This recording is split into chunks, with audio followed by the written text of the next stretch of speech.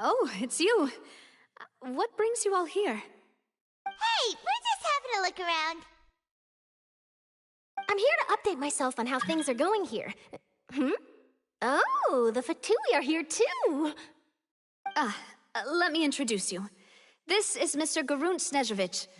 He represented the Knave in sending us a large amount of supplies, and is helping with our work. Our residents are hard at work as well. Thanks to everyone, work is progressing nicely. We've lost a lot of people, but we're moving forward. That will have to be enough. Hello, Miss Charlotte. I'm a big fan of yours. I especially like that article you wrote last year about Fontaine's stray cats. But if you don't mind, could you not emphasize our role too much in your report? It's not charity we're doing here. We just happen to share the same interests as the Spina. I get where you're coming from. I'll keep it as simple as possible. Or would you be willing to feature as friendly neighbors? That would be fine. Thanks! Oh, you're back too.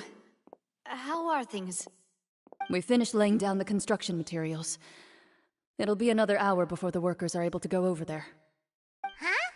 You're here too, Clarence? Well, her reputation's greatly risen after that whole duel business with Miss Farina, so she's here in Poisson to wait out the heat. All right. She really came here to help me out. There's too much to consider in the reconstruction of Poisson. The Spina has need of more decision-makers. And, well, I do already happen to be connected to Mr. Callis. Oh, wait just a moment. Do you mind me asking a few questions? You know, about how you felt before the duel, about what it was like facing down a god. There's lots of exciting material there, I bet. Forget it. I'm sure you can find a better theme than that, Miss Charlotte. I see you're the same as always. Couldn't you do me a favor, for Navia's sake?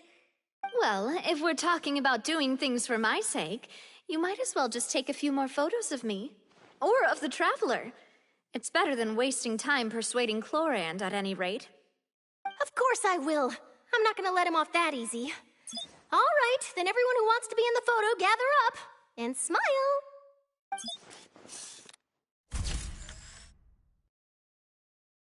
How did it go? Was it a good shot? Did Paimon look cute in it? Not bad. Your addition really helped the composition of the picture. All right, hang on a moment. Let me snap a few more shots.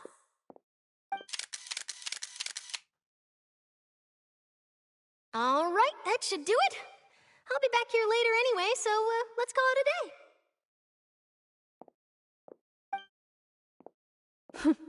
You're very quick. Speed is of the essence when it comes to the news, and freshness is the key. Also, not to brag, but I'm pretty good at building connections.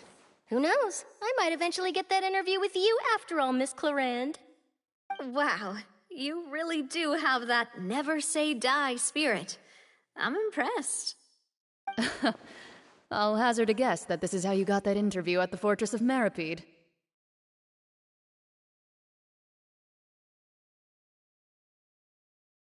Whoa, you're well informed. Let me make a guess too. I asked Sijuin, who told Monsieur Nervillet, and he told you, right? That's a very complete information chain. In truth, all Monsieur Neuvillette asked me was, when did the fortress become so friendly towards the media? I told him that it was best not to speak too soon. There's no guarantee that Ridsley will make a personal appearance. You're right. I've got to treasure every moment I have with them. In which case, I'll be making a move first. Stay safe now. And tell me if you hear anything interesting. I'll treat you to afternoon tea in exchange.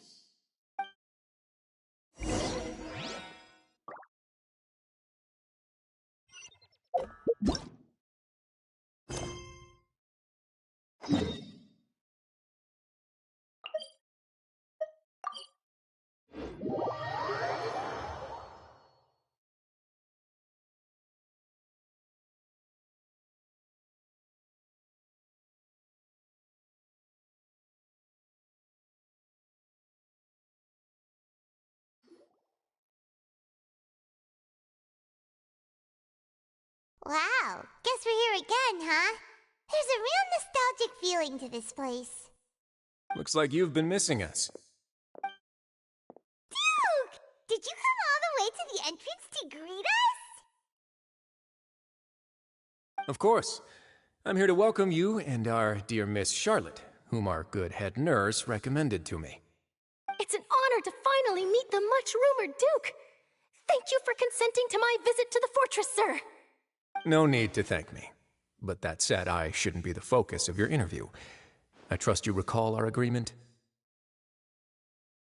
Of course, of course. All right then, this way.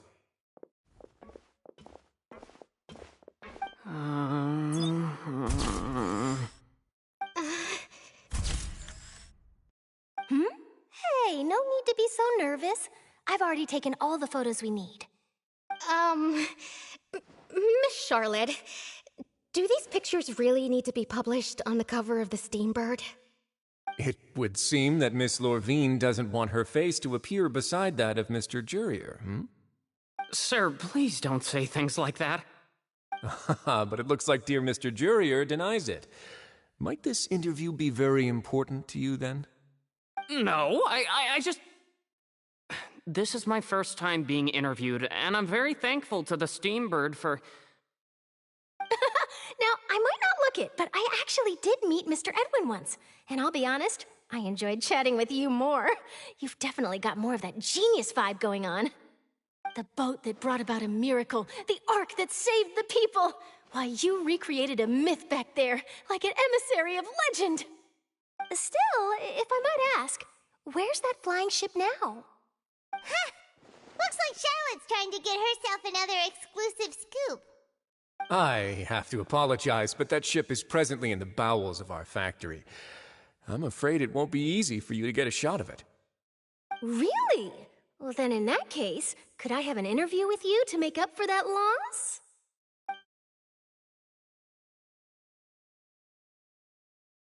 You already know my answer, I'm afraid. Best you interview our head nurse instead. Or perhaps you'd like to take another photo of this couple of researchers? Did you really have to use the word couple? Well, then, 2 solo photos will do. Is my hair messed up? Please, someone help me have a look. Things sure are getting pretty lively here. We've seen this kind of thing before. Oh, seems like everyone's here. Would any of you like to try this new drink I came up with? Ah, Sigewine. Hey, Miss Charlotte. Why don't you, take some pretty photos of our head nurse? Sure. Come on, Miss Sigewine. Over this way. Let's find a brighter spot. Huh? Sure. Do I have to smile?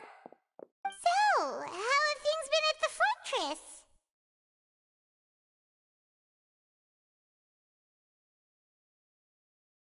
Same old, as you can see. Fontaine's undergone some changes, but this place is still more or less the same. Other than that flying ship, it got a tad too much attention, I think. That's why I decided to let the interview go through. We should direct more public opinions toward the behind-the-scenes heroes. Am I right, Mr. Jurier? Miss Lorvine? You're too kind, sir. I believe that you too should have your day in the sun. Not that you would want that, which is a pity. I'll just leave the spotlight to you two.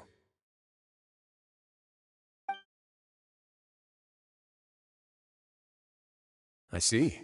Lots of things happened that day, huh? Anyway, regarding that Harbinger, I'm not sure you remember, but his 3 young followers are still waiting for his return. He sure did win them over, huh? I'll tell them that there's good news and bad news.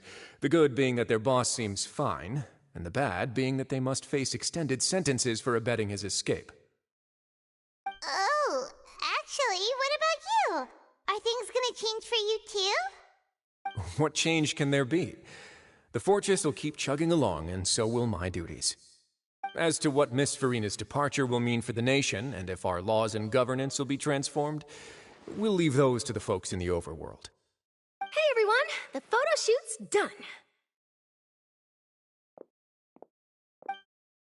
Good. In that case, let's call it a day here. Thanks for your cooperation. Come on, Traveler, let's go. Till next time, everyone. There'll be a next time? Maybe. Who knows? I might write a story about the underwater factory next time. Until then. All right. Last stop, the docks.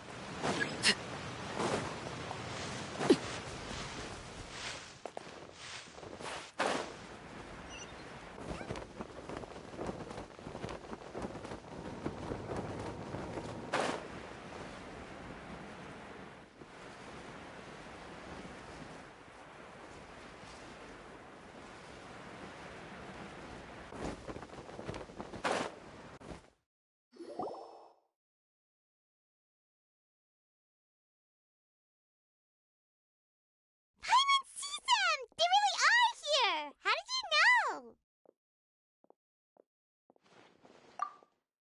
know? Navia mentioned that she stayed in touch with Linny and the others after working together.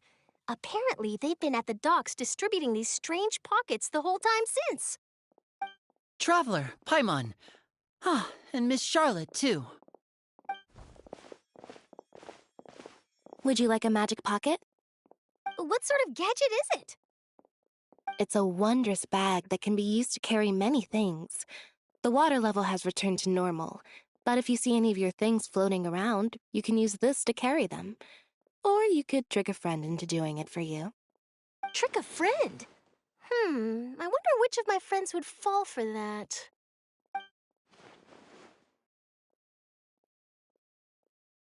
You could just make a friend like Fremine here. Isn't that right, Fremine? Is this what you meant by, I'll help you make some more friends? To be honest, that sounds pretty sweet. Could I have your contact, please? Sure. Please, write down my address. Lynette sure is working hard to help Fremine socialize. He was the one who proposed doing this. He even wants to assist in our magic shows.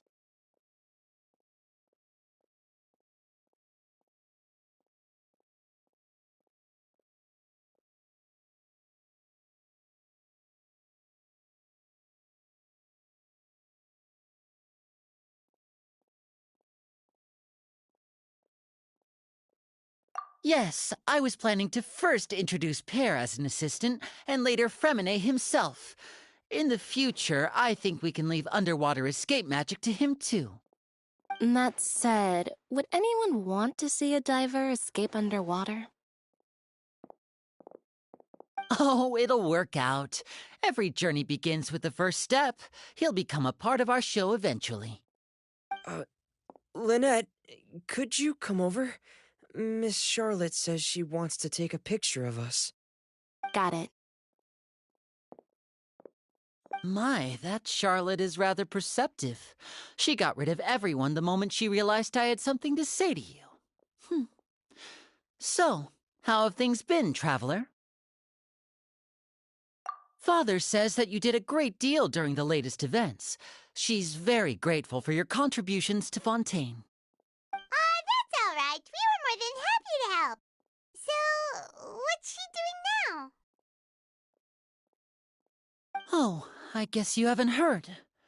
Well, after Lady Farina left, Father and Monsieur Neuvillette opened negotiations, during which he gave Fontaine's gnosis to her as a diplomatic gift.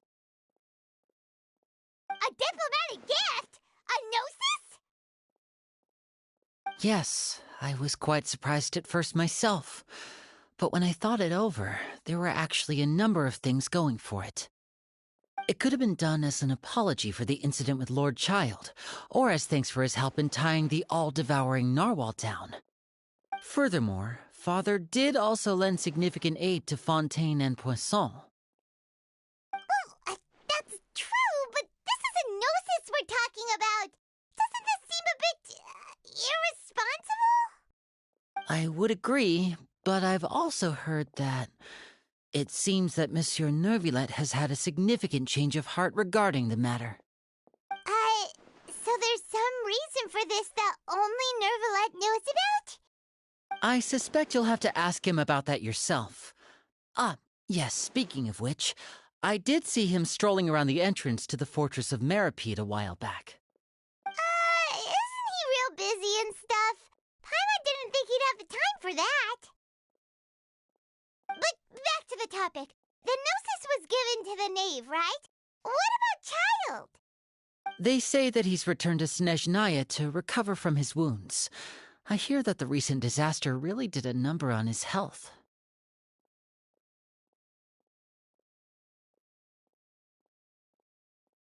That's true. When you think about it, we've had loads of run-ins with the Fatui. To think we'd be allied with them this time. So shocked by such a simple switching of sides?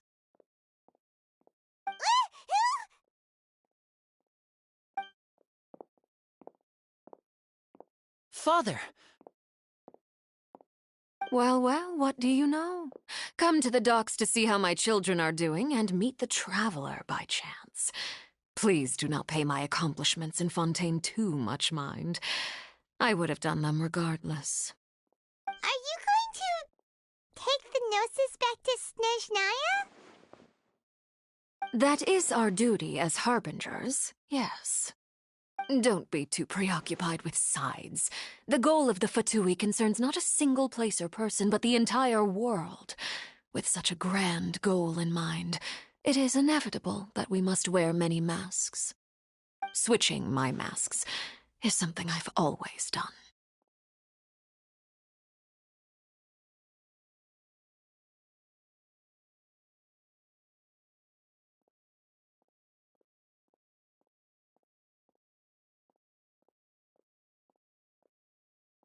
Well, that depends on many things.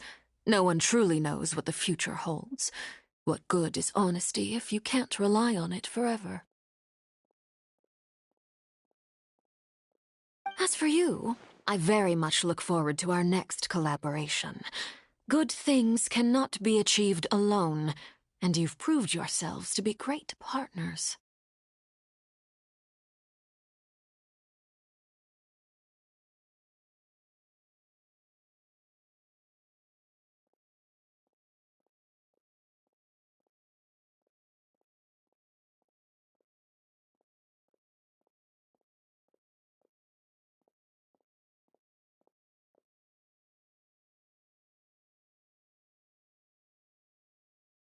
A vision? All right. I'll remember to return it. Thank you for keeping it safe for him this entire time. And that's a wrap for me. Huh? You're... Greetings, Miss Journalist. Hello. If I'm not mistaken, there are diplomatic channels I'll need to report to take a photo of you. That is correct. So forgive me, but I will not be able to serve as a subject in your article. However, feel free to write as much as you'd like about our dear magicians and our upcoming rookie talent. I will. The sea breeze is quite pleasant. I shall continue my walk while the weather remains so agreeable. Farewell. Farewell, Father.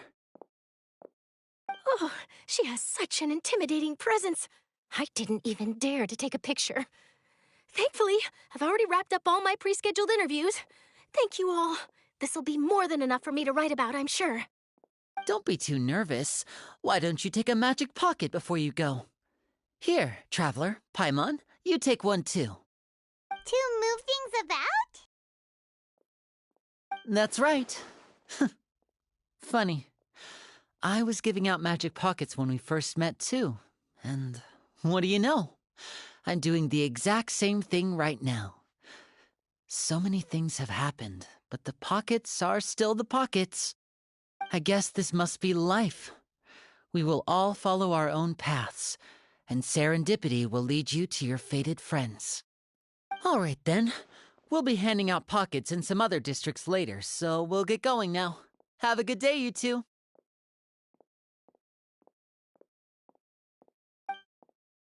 Well, guess we sent Charlotte off. Shall we go see how Neverlette's doing? As long as he's not so busy that he doesn't have time to chat anyway.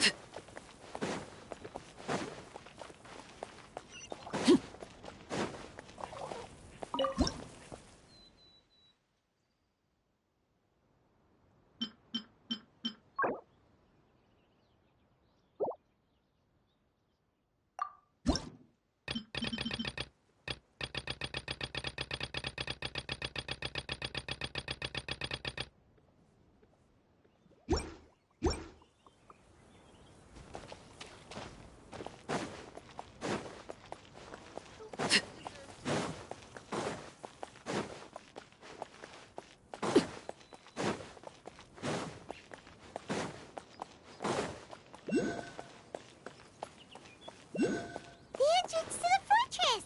Ooh, he really is there!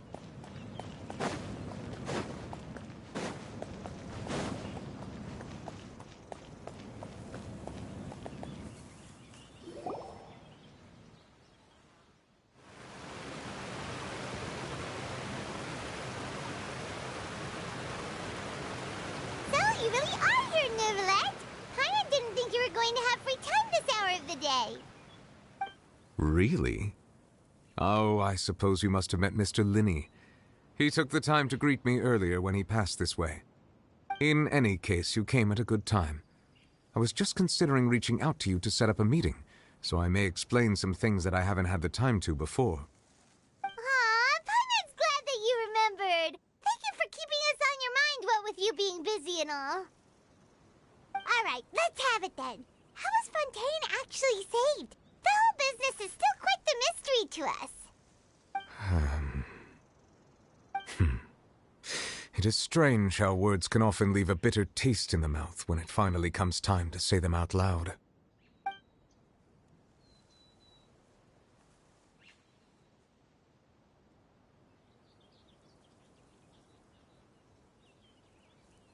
Whoa.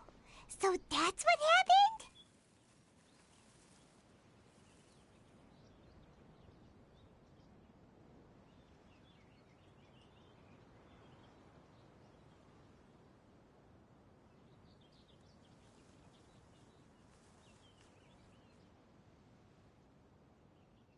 Focalord destroyed the divine throne of the Hydro Archon and restored your power to you, transforming you into a fully fledged elemental dragon sovereign. But Paimon still doesn't quite get what you did to save the Fontanians from dissolving. For me, the authority of the ancient dragons refers to absolute control over the hydro element. Fontanians were incomplete humans born of Egeria's use of the power of the primordial sea, with constitutions similar to that of mimics. But so long as those primordial energies remain within them, I could use the ancient dragon's authority to grant them true blood, after the fashion in which life was first brought into being on this planet. In other words, when I gave my verdict, Fontanians became true humans, and thus would naturally no longer be dissolved by water from the primordial sea. Focalord Fosalor must have counted on you to make that decision as well. Your verdict was the key to making the prophecy appear to have come true while saving everyone.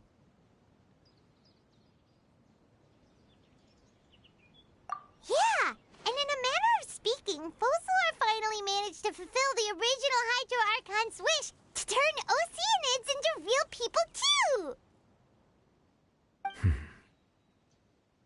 It seems from your expressions that you still have more things you wish to ask. Ask away. I will tell you the truth as I know it.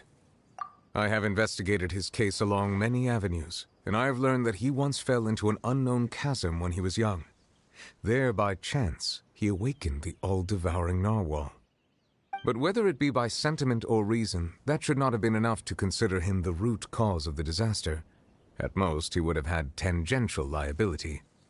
As for the judgment passed by the Oratrice during the trial, whether it was due to that liability by association, or Fosalor deliberately using him to buy time for us on the assumption that he would be able to hold the creature off, I cannot say. Guess Fosalor had Fontanians in mind the whole time. In the end, it was thanks to her that they finally became real humans. Hang on a second. Paimon suddenly got another question. Back when Fontanians hadn't yet become real humans, were the children they had also transformed Oceanids? Life has always flowed like water. Do you recall how Fontanians would often come to the Fountain of Lucine to pray for children? Yeah, Lynette said the fountain is where all the waters in Fontaine converge. In truth, even those couples did not know that such prayers were no mere custom, but instead a form of ritual. Those Oceanids who were blessed within the spring water would later descend as new humans in the coming months. Paimon sorta gets it now. Either way, it seems like this ritual won't be of any further use, but it'll probably live on as a local custom. Ask away. I will tell you the truth as I know it.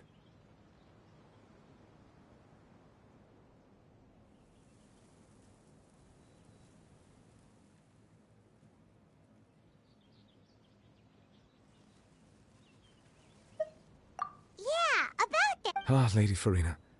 The people are only aware that her death sentence has not been carried out. She abdicated the post of Hydro Archon and left affairs related to that title to me, before leaving the Opera House. I related Fosalor's words to her faithfully and completely. After hearing them, she seemed neither saddened nor comforted. She simply said that she was tired and needed to rest. Having said that, she then packed her things and moved out of the Opera House, not unlike how an ordinary person might. But she's still got a place to stay, right? You need not worry. I will make arrangements to ensure that she will not want for food, clothing, board, or travel. In truth, I am somewhat happy for her. The wear and tear on her spirit will, of course, take time to heal. But now that she no longer has to play the role of Fosalor the Hydro Archon, she can finally lay down her burdens and lead a normal life. What about you, then? What are your plans now that you've regained your full powers as the Hydro Dragon? After Fosalor passed on, the Oratrice also ceased to function. This matter will directly affect our trials. After much careful consideration, I've decided to take over its role in our courts. From now on, I shall hear cases and pass verdicts by myself. Looks like you're still considering stuff from the perspective of the Udex, huh? As an elemental dragon, there are indeed many things that I must do. But this power and this duty, in a manner of speaking, you could say that both were granted to me. As such, before I attend to my other responsibilities, I must first and foremost continue to serve Fontaine as its highest judge. The duty of the Hydro Sovereign and the duty of the Udex shall coexist within my person. Additionally, the Hydro Archon's departure has brought about another problem, which is that the Opera House shall no longer produce indemnitium. That's true. That power was derived from the people's faith in the Hydro Archon, wasn't it? Wait, but the various mechs and machines in the city are all still okay. Where are they getting their energy from? As I am now, I have full command over New Musia, and it can serve as a complete substitute.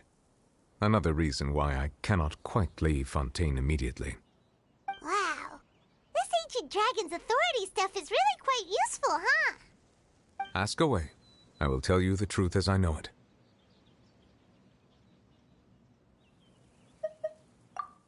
Oh, that's right! They say you've given it to the Knave as a diplomatic gift or something! Leaving aside their intentionality, the two Fatui Harbingers have indeed done much for us during this crisis. Their sole remaining goal in Fontaine, at least at this point, would seem to be the Gnosis. The Oratrice has ceased to function. The Hydro Archon's divine throne is now no more, and I do not need the Gnosis's power. As such, it has lost all meaning for Fontaine. If the Fatui have impure designs, then we might as well accede to their request now, and avoid unnecessary conflict. What complicated considerations? Paimon thought you were just giving it to them out of gratitude. Ask away. I will tell you the truth as I know it.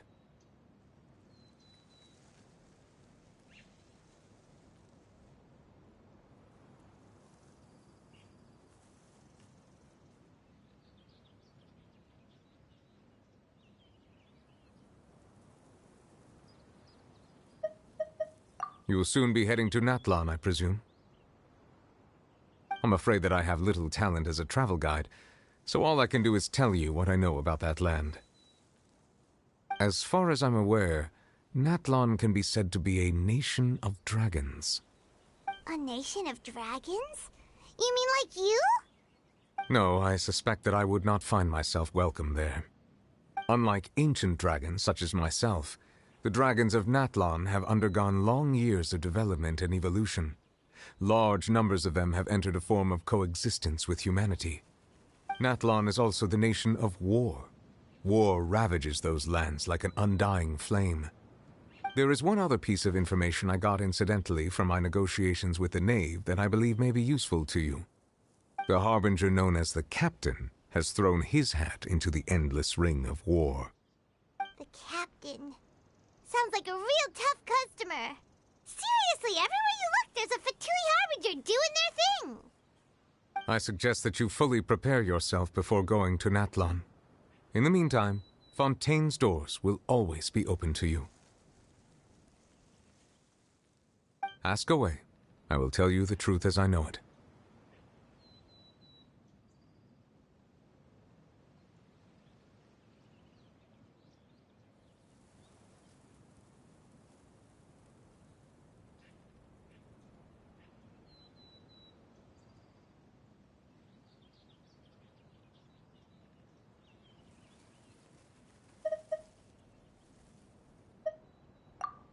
Hang on a sec. Paimon's still got a question about the Gnosis.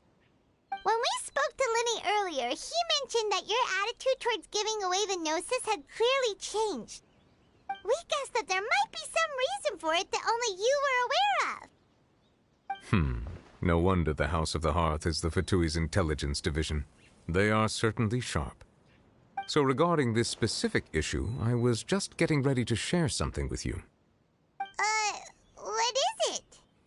In truth, I exchanged some further words with that lady named Skirk after sending you two back to the surface. It went something like this.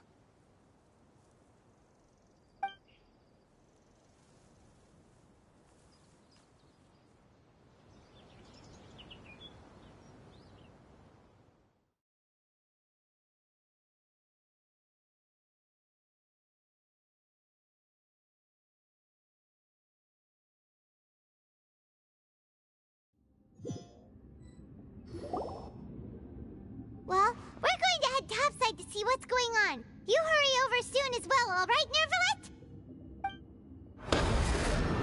Whoa! What next? The all-devouring narwhal isn't here, so I'm no longer getting any interference. I can finally catch the scent of your power, what it's made of. It is the authority of the planet's primordial dragons, but with something very similar to a god's curse mixed in. It's quite a novel blend. I'm sure I've encountered something like this before. What was it again? I do not know what you speak of. Of course. How could I forget? You should have the remains of the third descender on your person, yes? Remains? I've never heard of any such thing. According to your parlance, I believe it may be called a gnosis. Well, that much is true. After Focalor's divinity faded, she handed her gnosis to me. But I fear I have never heard of it described in the manner that you just did. I've been training with my master, the Foul, ever since I was young, and I have never returned to the surface since. So most of the information I possess, I got from him. It is only natural for those who are greater than humanity to possess a different sort of common sense, which is why there are so many problems in our attempts to communicate with humans. Regardless, you should probably get rid of objects of misfortune to prevent any disasters from befalling you. To live in itself is a blessing, but once a person dies, the bonds he once had with this world shall all turn to curses. What do you mean by that? No need to fret. These are just my personal thoughts, and my reason for no longer wishing to return to the surface. This third descender you refer to, who are they? And when did they die? Master never mentioned them to me. Perhaps it just wasn't that important for me to know. If you're interested, though, I could ask him. I'll be sure to pass the answer on to you next time. Next time? You believe we will meet again? I do. Wait. I have a disciple of my own, don't I? He can be the messenger then.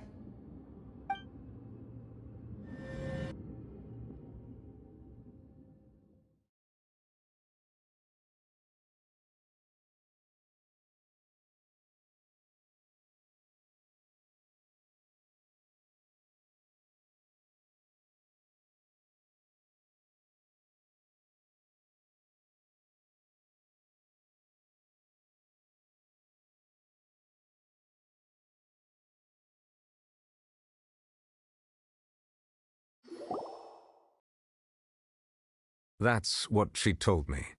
Whether it would prove useful or not, I wanted to pass that information on to you. The remains of the third descender? So that's what the Gnosis actually are. Paimon just thought they looked like chess pieces. How could they be a person's remains?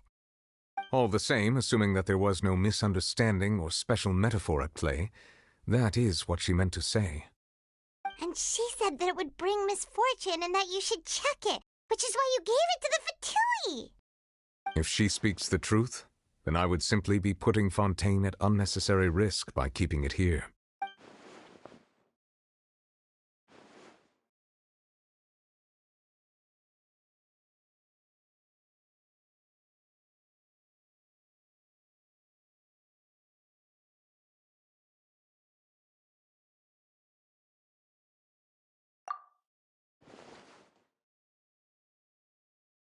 I had guessed that you might already be familiar with this concept, but I did not expect you to be one of them.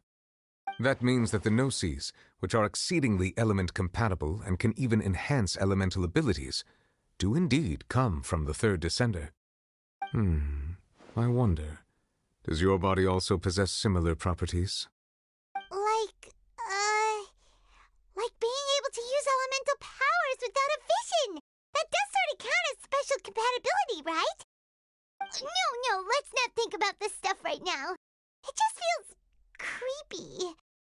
Comparing the Traveler to the dead third descender and all. That's what you say, but this topic still feels like bad luck. Once Child recovers, let's get some more answers out of him. Or go look for his master and get the answers that way.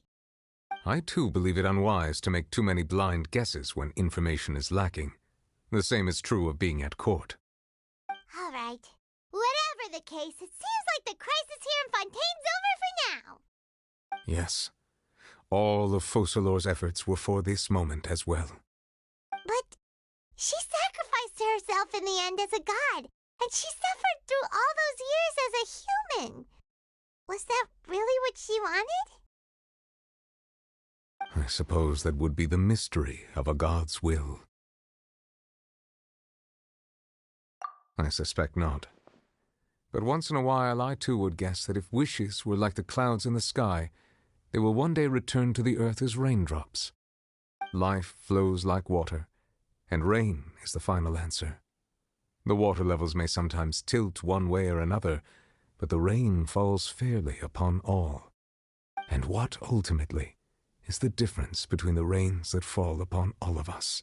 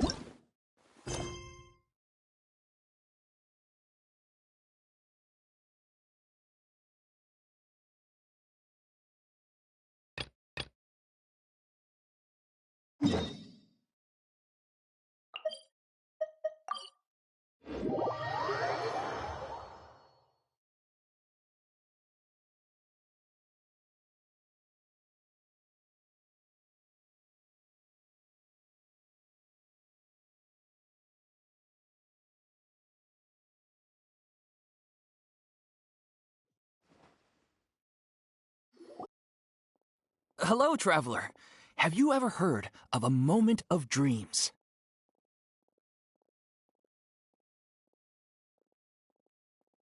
Oh, that sounds like some kind of sweet drink. I'm afraid not. It's the name of an event we started to hold regularly.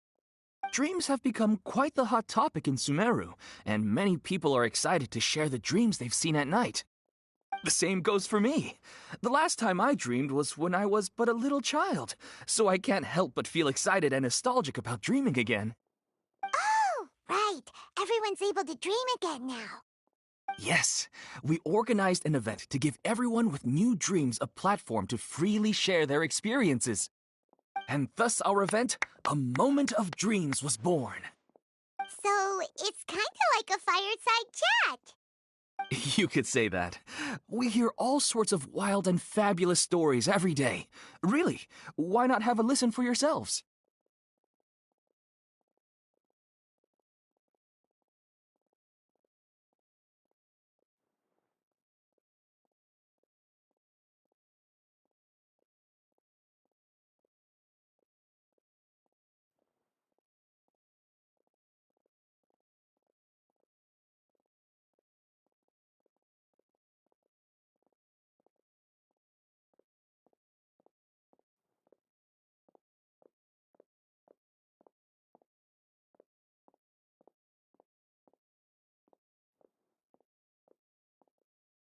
Yeah, but to us, dreaming is as normal as breathing. Wait, but if there are free drinks and snacks involved, then Paimon might consider it. Oh, really? So you mean you've already seen many dreams? Mm-hmm. But no need to get so excited. It's really nothing special. No. We need experienced participants like you to share your experiences with dreaming. Please allow me to address you two as dream experts.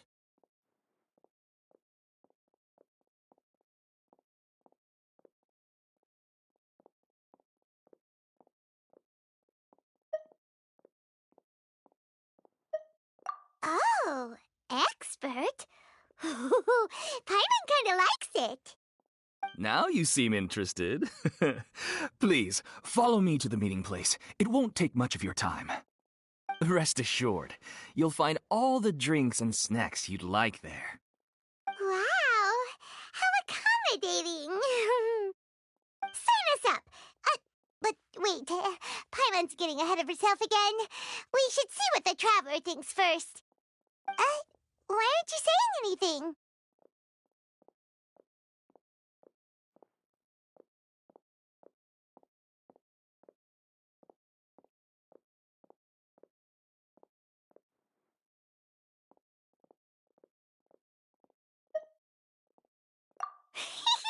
All right, hurry up and take us to be dream experts. Very good. Follow me then.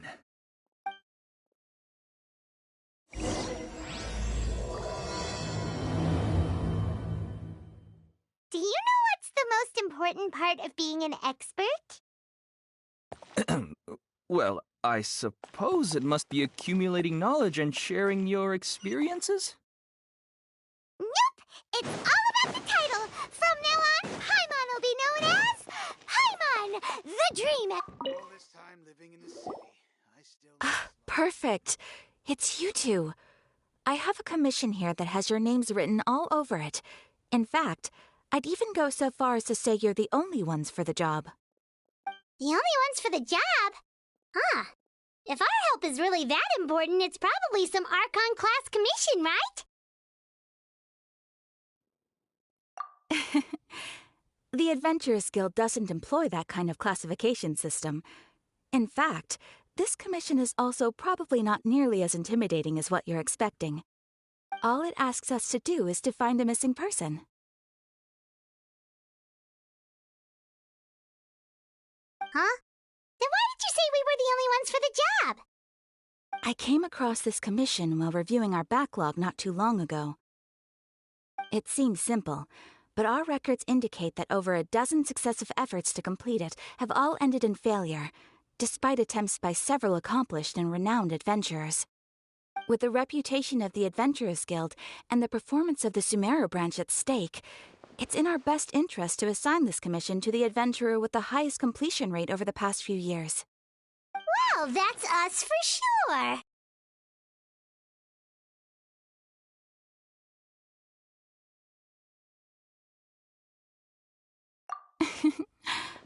All I'm asking is for you to give it your best shot.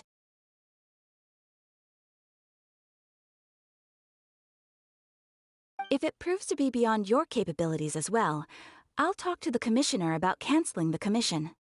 Okay, so who are we looking for? And what is it about this commission that's made it so hard to complete? This commission was jointly issued by the residents of Vimara Village. They say one of their own villagers has gone missing. But the problem is, they don't know the missing person's name. They can only provide information about his general appearance. They're all from the same village, but they don't even know his name? If so many adventurers have failed to complete this commission, maybe this missing villager doesn't exist at all. Could it be some sort of a prank or something? Unlikely. Several villagers came by to issue the commission, and judging by their appearance and tone of voice, they seemed incredibly sincere. It certainly didn't seem like a joke to them. Besides, putting up a commission requires a processing fee. There aren't many upsides to a prank that costs Mora to carry out.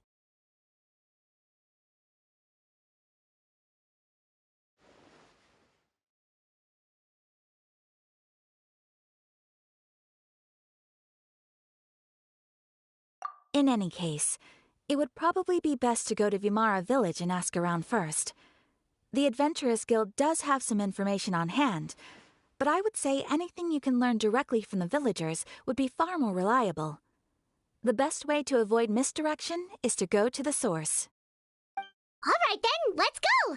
Paimon's starting to get really curious about this whole thing.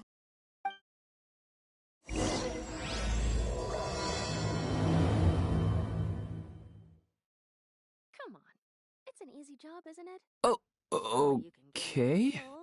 Don't you think my craftsmanship deserves a It's higher called price? being a freelancer. Old folks just don't get it.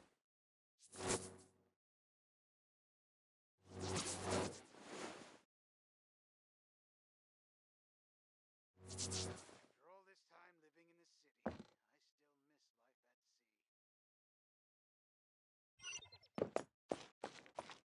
at sea. Don't you think my craftsman?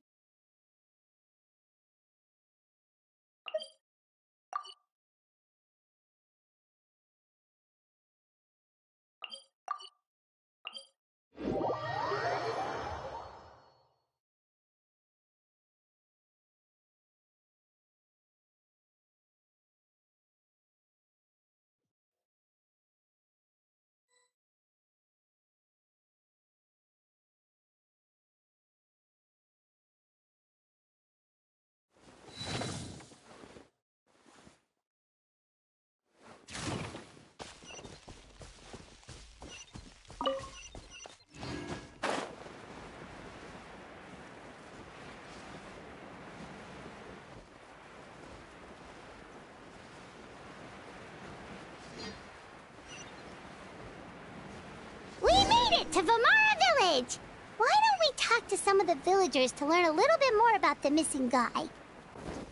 If this commission is really as challenging as Catherine made it out to be, we're gonna need to carry out a very detailed investigation.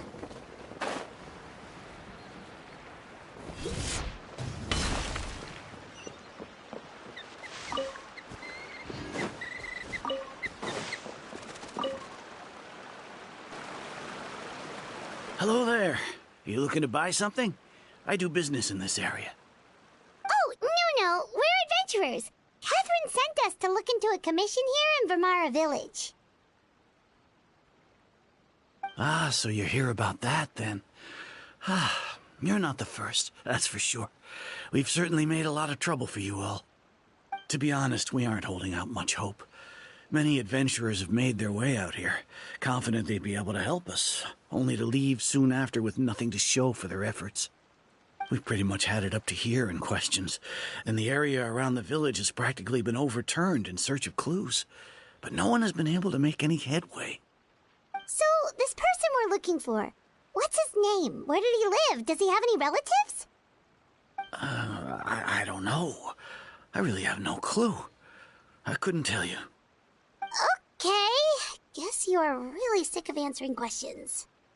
I'm sorry, I didn't mean to sound short with you. I was actually just giving you my answer to your questions. I know it may seem like we don't have anything to offer by way of information, but I promise you, we all have a very strong impression of him. When you live in the same village as someone, you develop a lot of memories together, you know? We just don't know the specifics. Maybe we did at one point, but that information is long gone by now. At least that's what everyone in the village seems to think. We've all exchanged what we know, and that was the only logical conclusion. All right, specifics aside then, what kind of person was he? Young guy, in his early 20s probably. Incredibly kind sort of person, always willing to lend a helping hand. I'd chat with him when I didn't have any customers. I even saw him stick out his neck for others on more than one occasion. Very interesting guy, that one. Now that you've started talking about him, you don't seem nearly as down in the dumps as you did before. Seems like he left a pretty good impression on you. But of course, everyone in the village is pretty fond of him. We wouldn't have issued that commission otherwise. There aren't many young people like him nowadays, so genuine and pure. To think that he just up and disappeared one day. I just hope nothing bad happened. Could he have just moved away without telling anyone? No, he's not the type to leave without saying goodbye. And anyway, moving away without being seen by a single person in the village, there's no way he would have been able to manage that. Huh. All right, thanks for the information. We're gonna go ask around some more.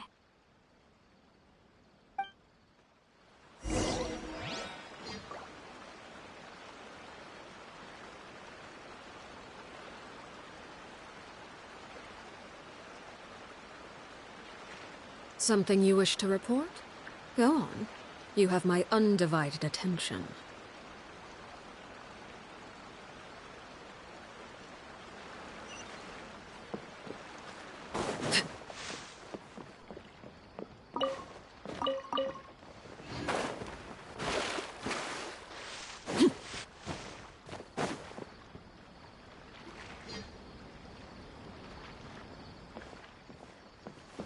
It's the guests, I hear.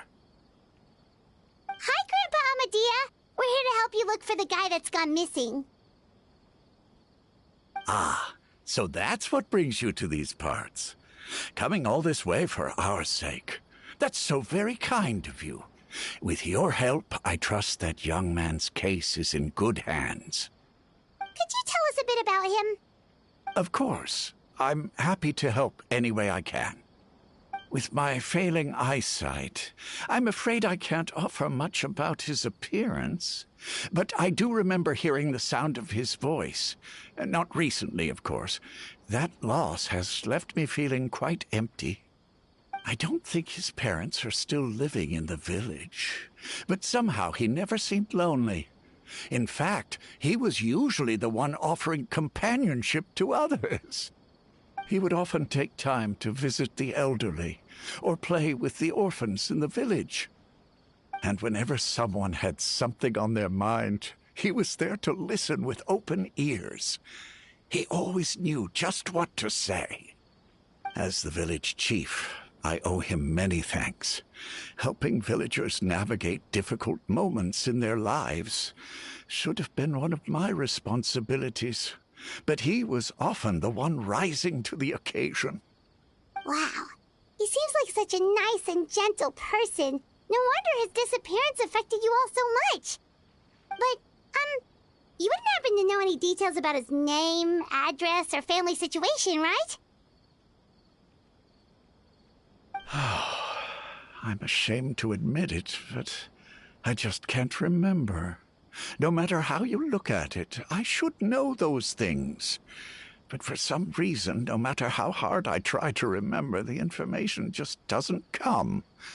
Perhaps my age really has caught up with me this time. It's okay. There's no need to force yourself to try and remember. We'll figure something out.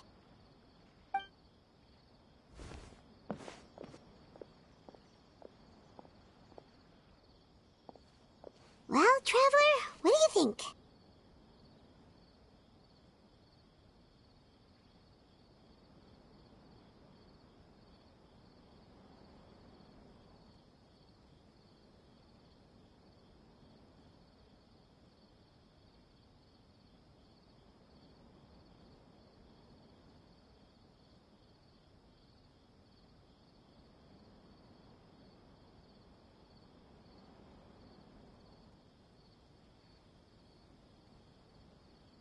Paimon thinks so too.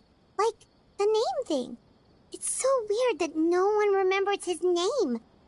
And nobody has been able to tell us anything about his family or where he lived. It's like this guy's been erased from reality or something. Wait, so you're saying it's not that he's been erased, necessarily, but more like he never existed to begin with? Okay, Paimon's gonna need some time to process that one. Someone who only exists in people's memories?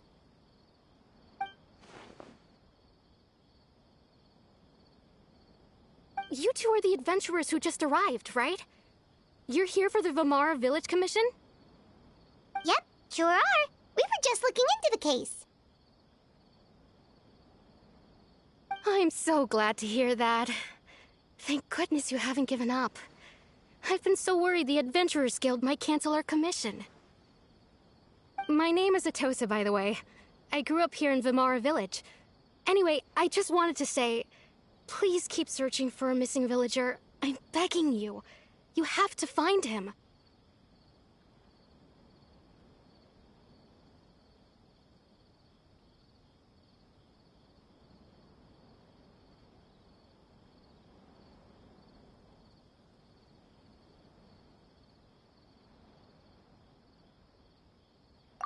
Yeah, no need to worry. We'll give it our best shot.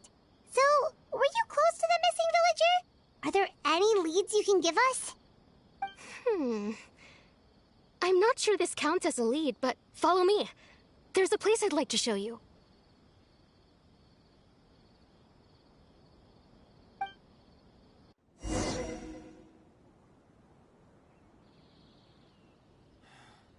Researching human physiology is so much more interesting than field research.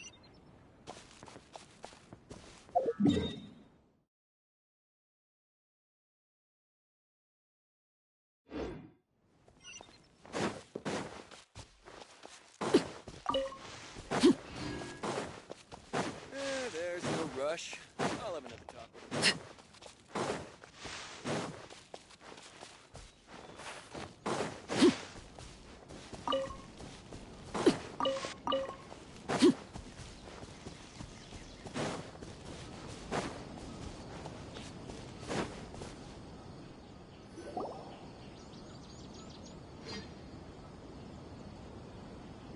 Is this the place? Under this tree? Yep. I know it doesn't look like much, but this place is very meaningful to me. It's so full of memories. We used to always sit together under this tree and talk. Sometimes we would look up at the clouds in the sky, or stop to feel the wind against our skin. We could sit there for hours at a time, never realizing how long it had been. I was actually adopted by the people of Vamar village. The forest rangers found me in the woods as a child.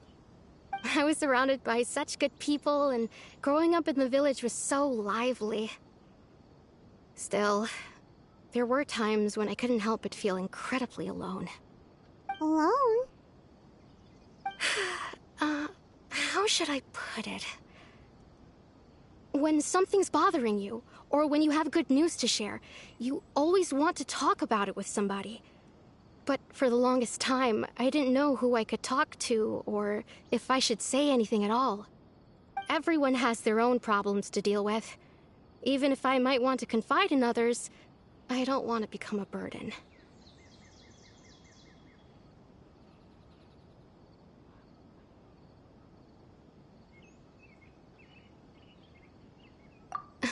Really? You know exactly how I feel?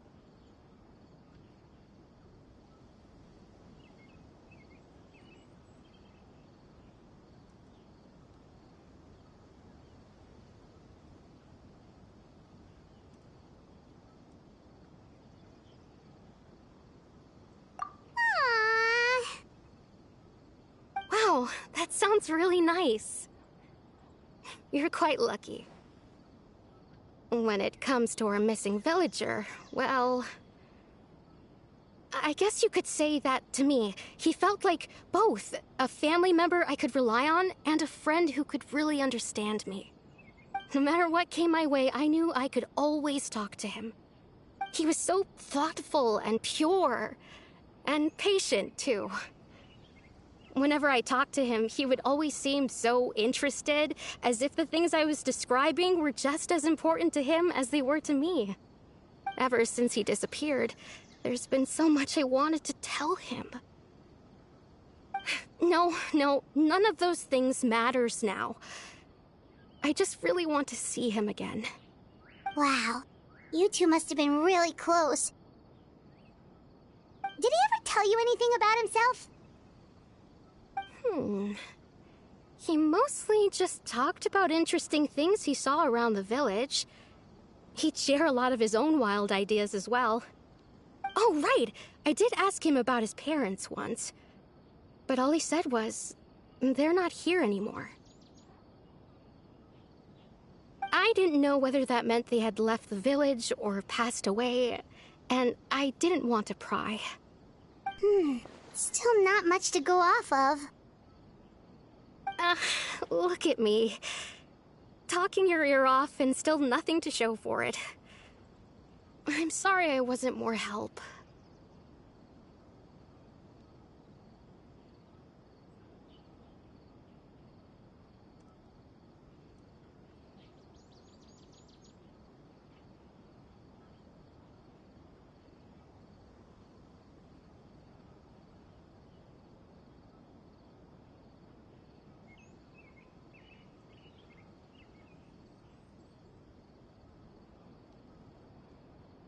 The last time I talked this much in one go was when we were still together. Come to think of it, every time we talked, it always seemed to be around dusk, just like right now. Time always passed by really slowly. Even when it felt like we'd been talking for hours, the sun would still be at the same position in the sky. Well, time always seems to pass slower when you're relaxed, right? What's wrong, Traveler?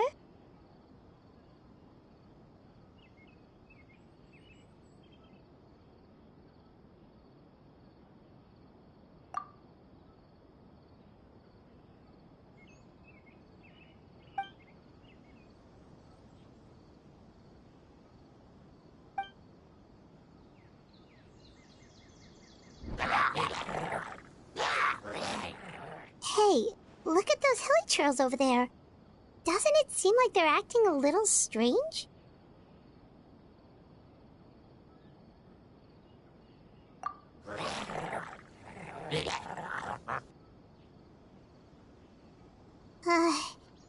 The Abyss Order. Could they be the ones behind all of this?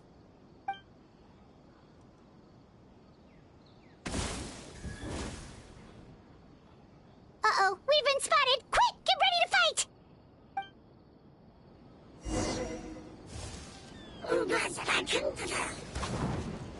Transfix! Huh? Illusion shattered!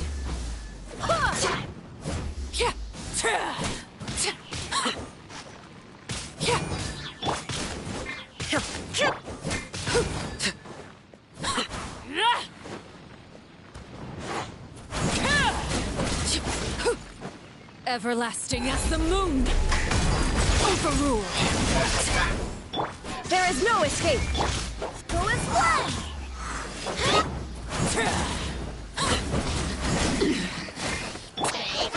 Rain outlines your fate.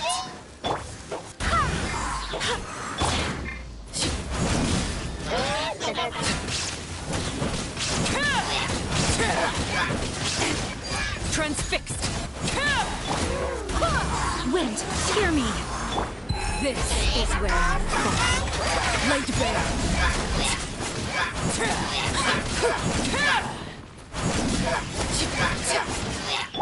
Go as one! Shine down!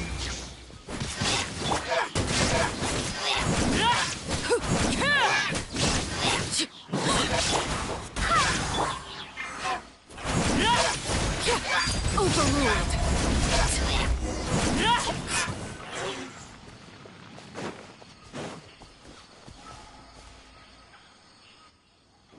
Thank you so much. I wasn't expecting monsters to show up. If you hadn't been here, I'm not sure what I would have done. It was no trouble.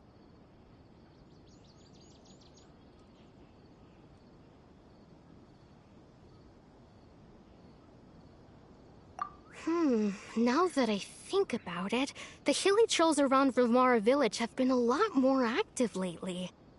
They seem agitated and would often attack anything in sight. Chief Amadea doesn't allow the children to play in the area around the village anymore. Maybe the Abyss Order really is involved.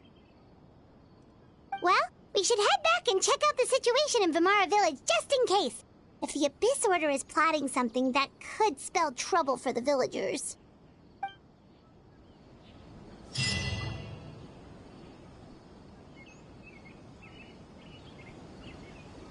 Wait a second.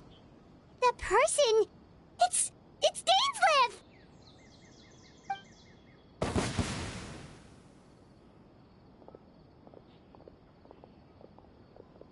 Ah, it's you two.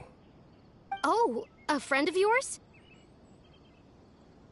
Well, I'll leave you all to it then. I should head back to the village and check up on Chief Amadea and the others anyway. Well, see you later. Yep, see you later, Atosa!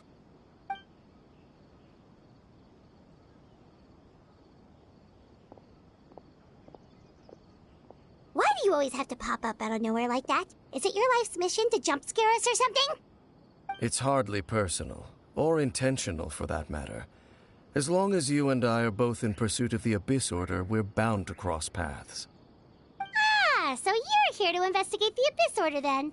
That would explain the monsters you were fighting just now. Naturally. Hold on. Are you not here for the same purpose?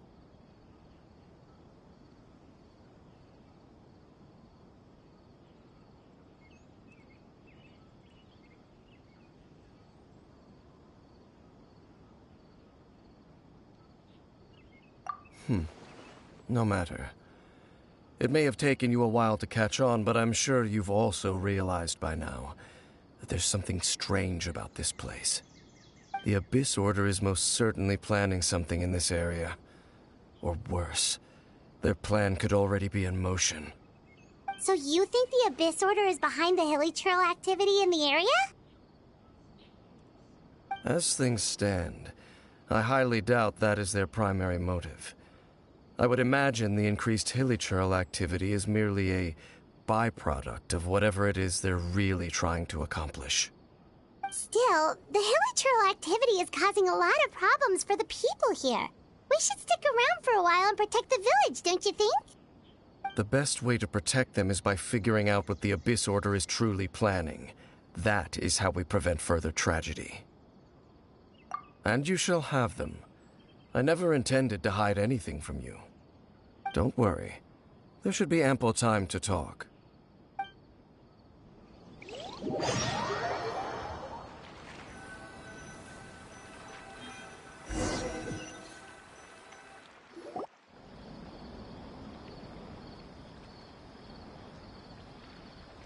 Ah, so that was the commission that brought you here to Vimara Village. Someone who seems to only exist in people's memories. That is indeed quite intriguing. I would agree that it's unlikely you have a simple missing persons case on your hands. However, any possible connection to the Abyss Order is still unclear. It appears all we have by way of clues is increased hilichurl activity. And that is certainly not much to go off of. Right! That mysterious voice he heard in his sister's memory. The one who called himself a sinner. Who is he?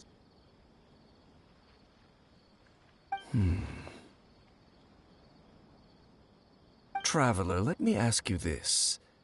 Do you believe your sibling to have betrayed you? I sense hesitation in your words. After all, you still haven't figured out the whole truth of what happened. There's still hope for the two of you to reconcile. Irreparable damage has not yet been done.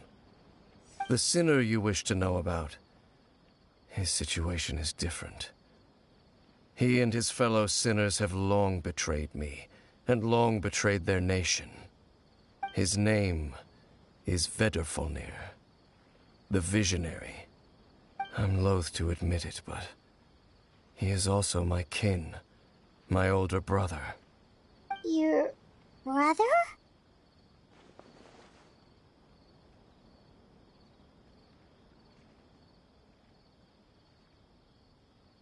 There were 5 of them, the 5 sinners of Khanria. The wise, Roptatir, the visionary, Vedrfolnir, Gold, Rhine-daughter, the foul, Sertologi, and Rehir of Solnari, Rerir. No matter how eroded my memory may become, I will never forget their names. One day, I shall have my vengeance. Wait, some of those names sound really familiar. Rhine-daughter is the one who created Albedo. Sertologi is Skirk's master. And the one we just learned about, Dane's brother, Vedrfolnir. If he was the voice of the sinner, then the one who inspired Clothar to create the Abyss Order was him.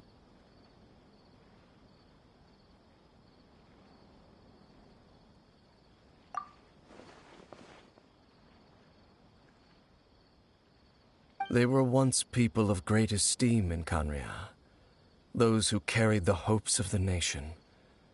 They were the best of their peers, outstanding in their respective fields. 6 of us, together. We should have been the ones to prevent the disaster. The ones to stop the Vinster King from continuing to rock the foundation of the world. Yet, deep within, the 5 of them craved something more. They could not resist the call of the Abyss, and divided among themselves a power that could destroy the world. So they became sinners, but also transcendent beings, each in possession of world-shattering power. And when the cataclysm occurred, not one of them stood up in defense of their nation. Not one came forward to prevent the tragedy, and for that, they shall never have my forgiveness. Indeed, if they are not stopped, the day is sure to come when they will also betray the entire world. Of course, as I said, I never intended to hide anything from you. So, Dane, what have you been looking into all this time? I've continued to investigate the questions surrounding the Loom of Fate. It's been quite some time since the initial operation was launched. By retrieving the eye of the first field tiller, we were able to stop part of their plan from coming to fruition. Oh, Paimon remembers! Weren't they going to use it to corrupt Osile and make a god or something? Indeed. However, it's obvious that was just some sort of technical experiment. The eye was integral to their plan, yet somehow, despite failing to obtain it, they've skipped the experimental phase and found some other way to keep moving forward. There are many signs pointing to that effect. Then what should we do? It's not too late, is it? Our most pressing concern is to determine the purpose of the Loom of Fate. From there, we'll be able to deduce the Abyss Order's true objective. Based on the intel I've gathered so far, I suspect the Loom of Fate is related to the ley lines in some way. The ley lines? Traveler, you were able to observe your siblings' memories last time, yes? I believe that was due to the fact that the ley lines in that area were unstable. My recent investigation has shown that Abyss Order activity in a particular area is usually followed by a series of issues with the ley lines. Wait, then our commission here in Vimara Village, the person who seems to exist only in people's memories, could it be connected?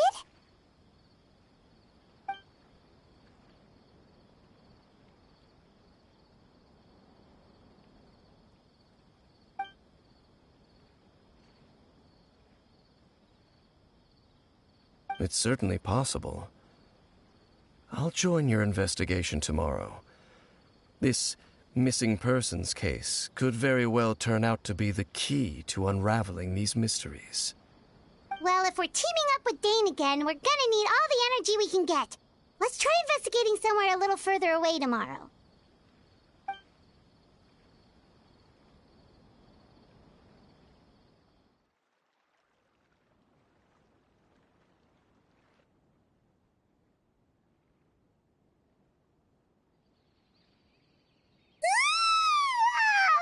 So tired. Paimon used way too much brain juice yesterday. It's all Dane's fault saying all that complicated stuff.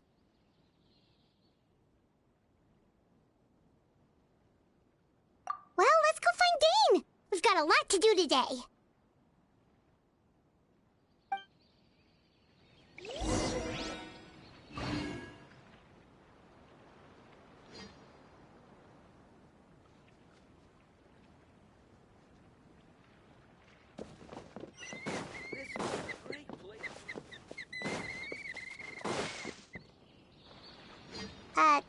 Dane? Hello, Dane? Why are you just zoning out over here?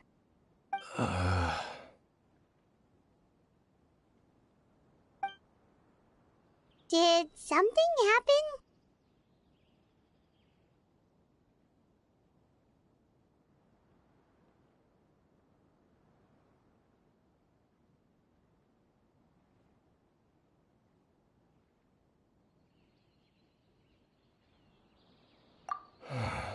The missing person from your commission. Could you describe them to me? Oh, young guy? Early 20s? Seriously, Dane, what's going on? There appear to be certain memories in my mind that weren't there before. Memories of him. Maybe we just talked too much about him yesterday and you had a weird dream or something? No, it wasn't a dream. They're memories. Memories that suddenly appeared in my mind after I woke up. And I'm certain I've never met this person before. I remember handing him the eye of the first field tiller.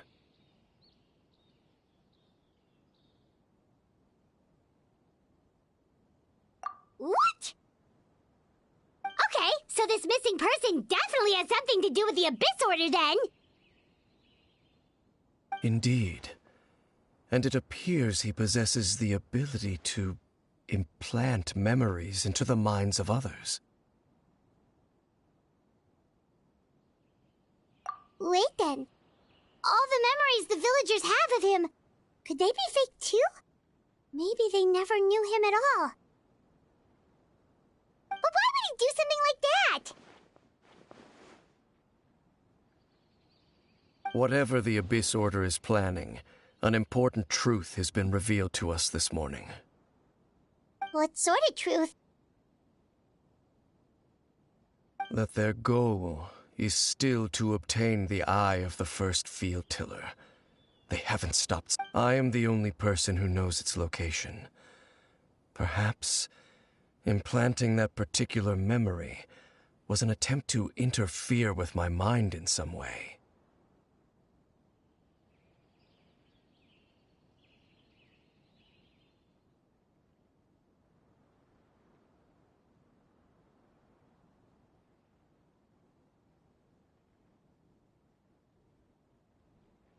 Your concerns are not entirely unfounded.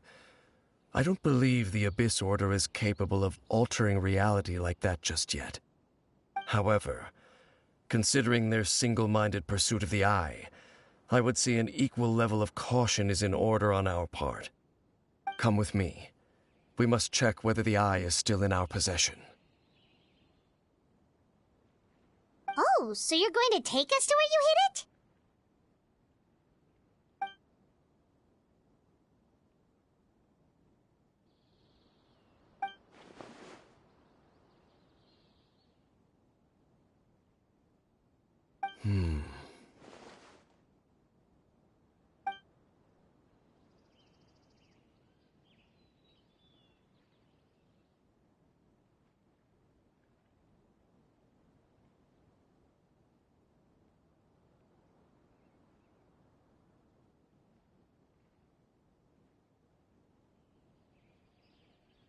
Of course.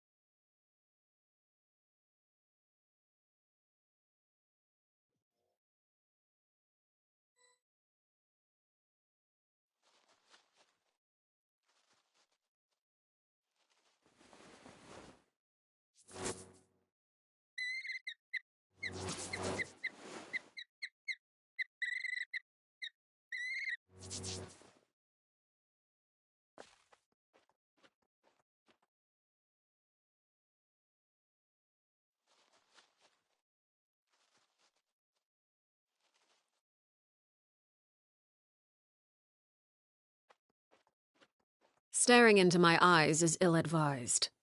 I can't promise you'll like what you see.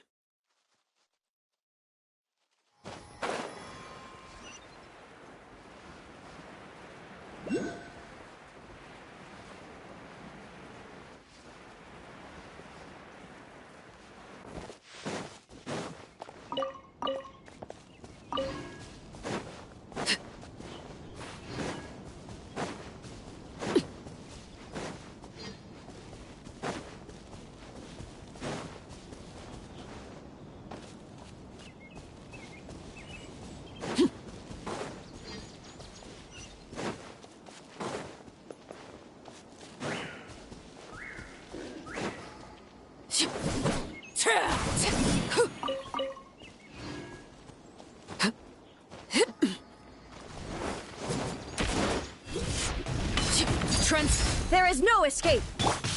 Go as well.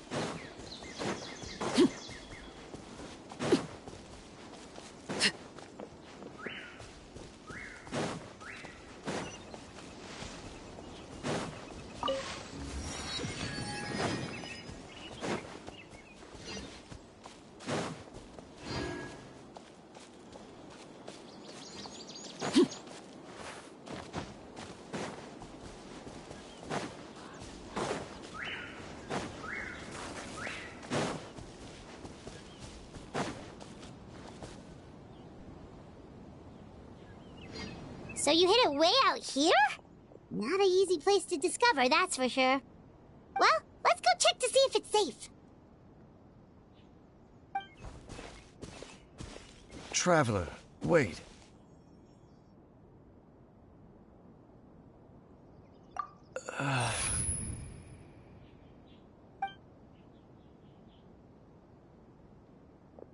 We've no time to lose. Let's head inside.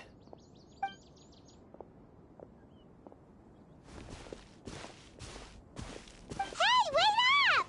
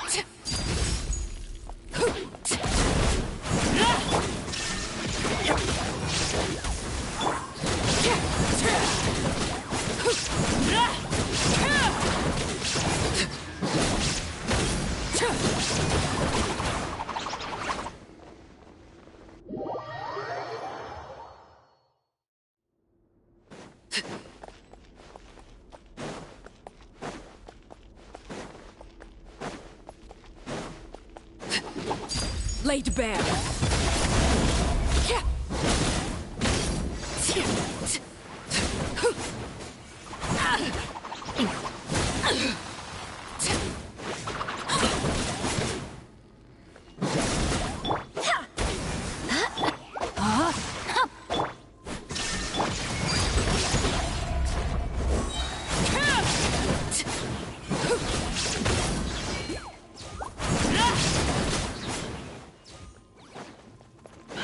Everlasting as the moon!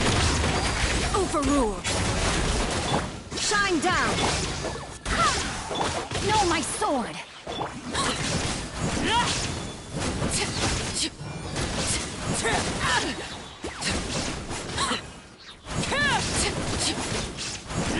It appears the mechanisms here have changed over time. You can access the upper floor through the side door. Perhaps you should try reactivating the mechanism over there.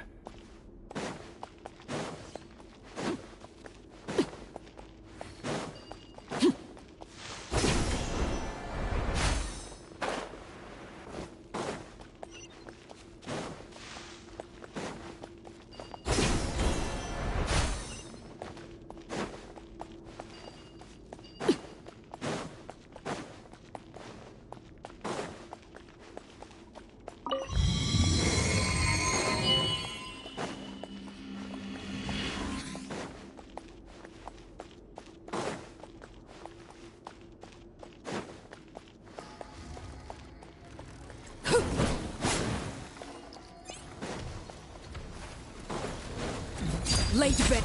Illusion shattered. Not good.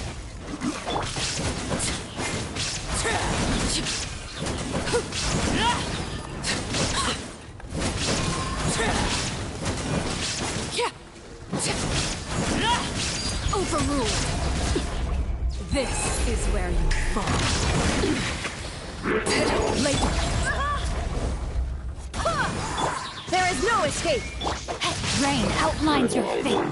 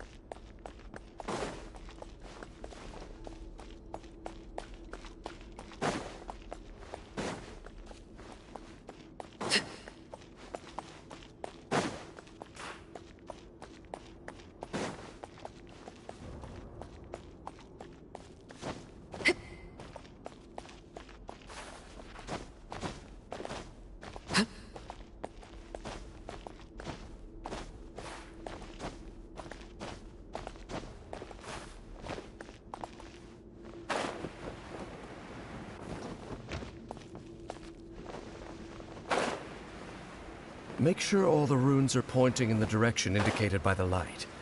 That should unlock the mechanism.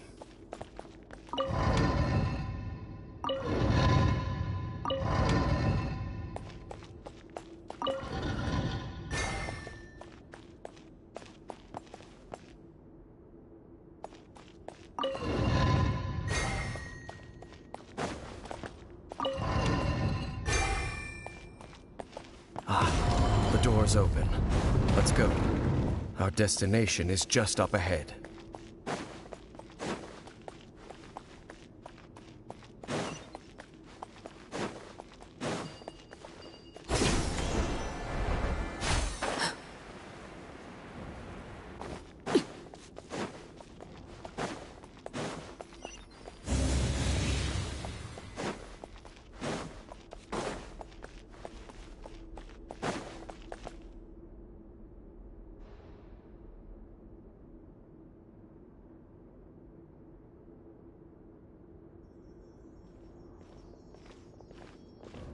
Looks like we can't go any further.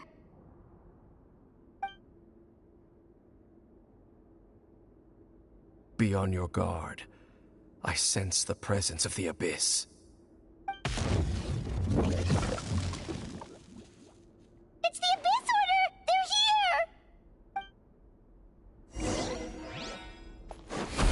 here! Overruled.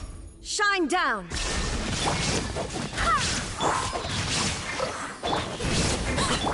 Let me weave you a burst. Inazuma shines eternal!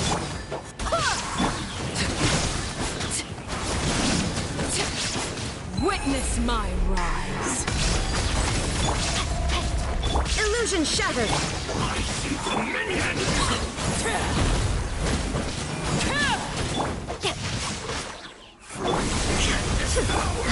I swear by my sword!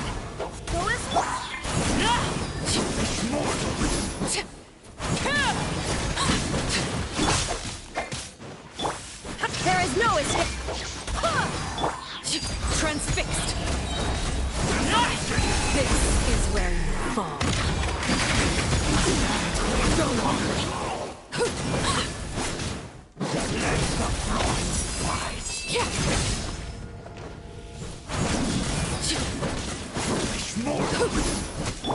Illusion shattered! Huh? Overruled! Everlasting as the moon! Transfixed! Just as I suspected. The false memories were a trap. The Abyss Order just wanted to follow us here.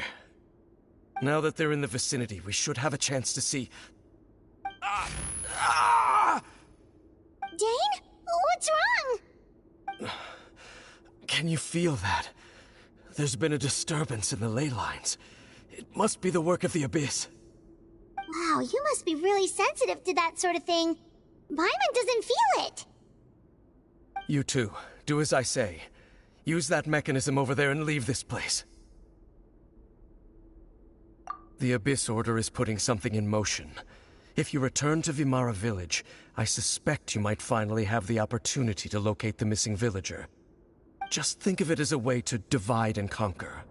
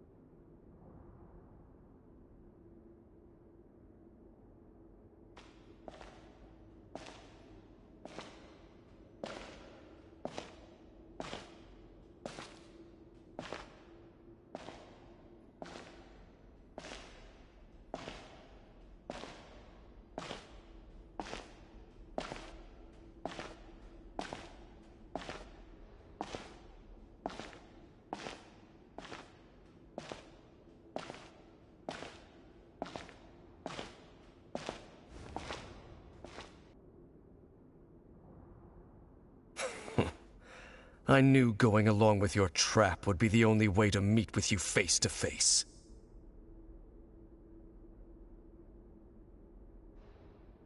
You risked your safety and that of the Eye? That's quite the gamble, Dainsleif. But I believe that I am the one walking into a trap laid by the Twilight Sword. So you came here all on your own? What about those followers of yours? When the Twilight Sword is prepared for battle, any army I could send would only be marching to their doom. Better that I face you alone. I know you must have a lot to say, but if it's a conversation you want, you'll have to defeat me first.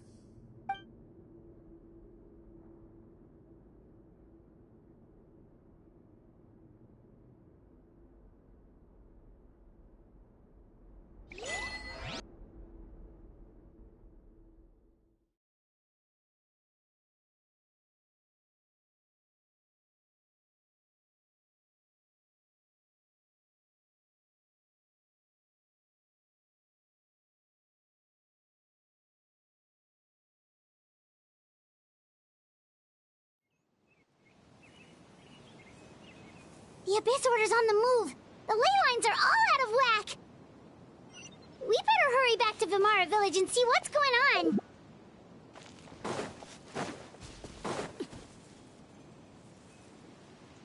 Hey! Look at those hilly trails over there! Weren't they acting super agitated just a little while ago? Why are they so calm all of a sudden?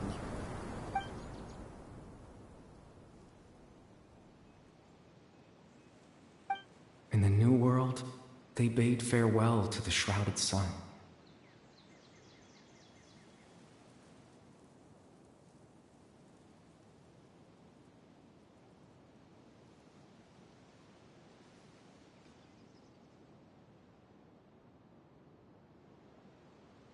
At last, they no longer needed to dwell on their suffering, or try to differentiate between various thoughts of blasphemy.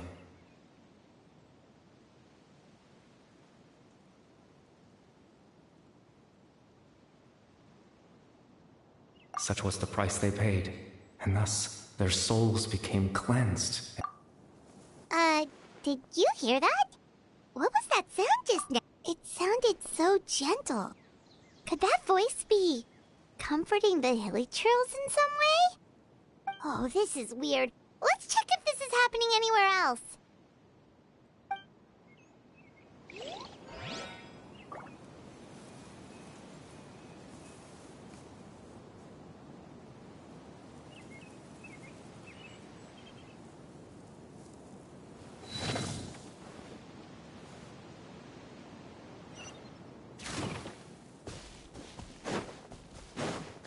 Looks like the same thing is happening over here, too. The hilly trails are calm. You see, we're both still here.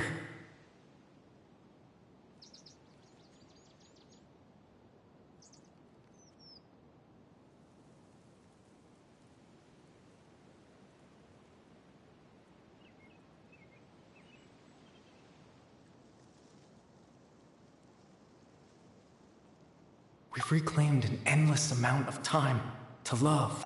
Release your tears. You no longer need to hold back your sorrow.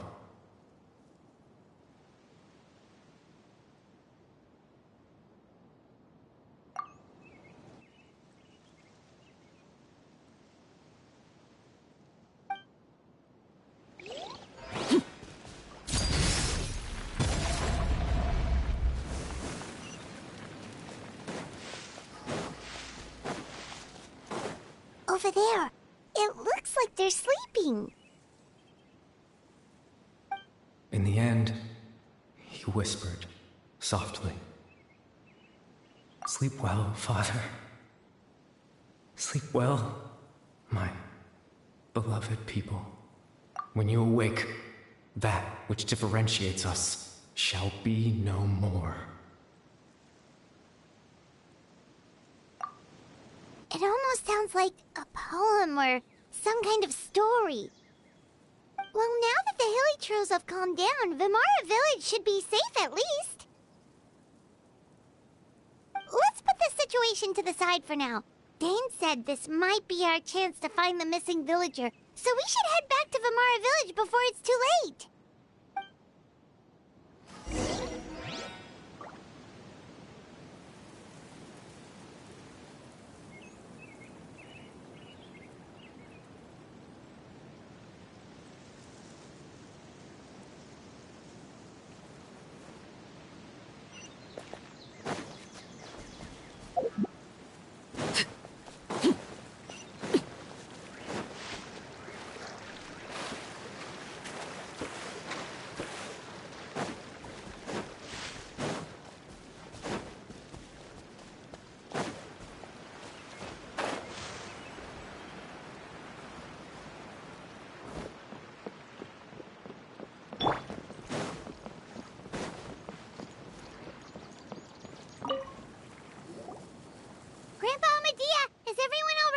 The Abyss Order seems to be up to something nearby.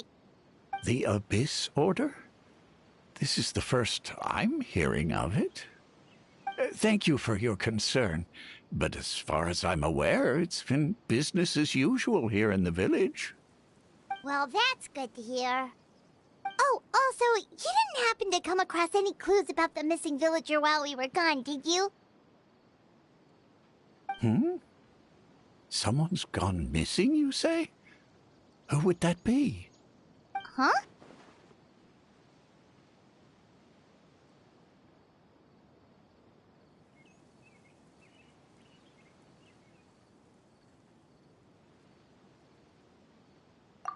You know, the young guy from Vimara Village.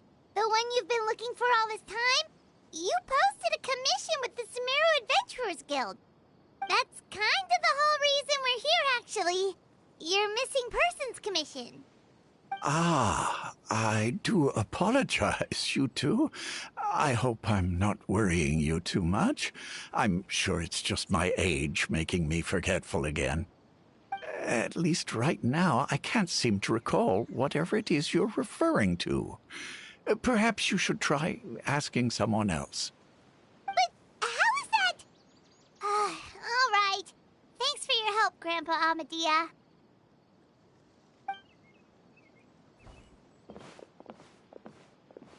Something's definitely not right.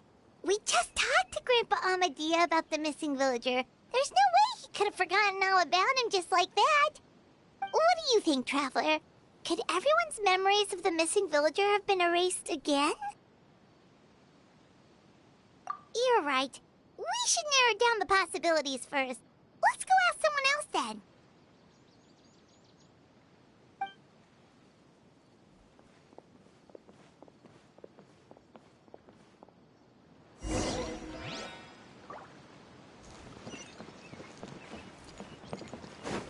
Body and mind.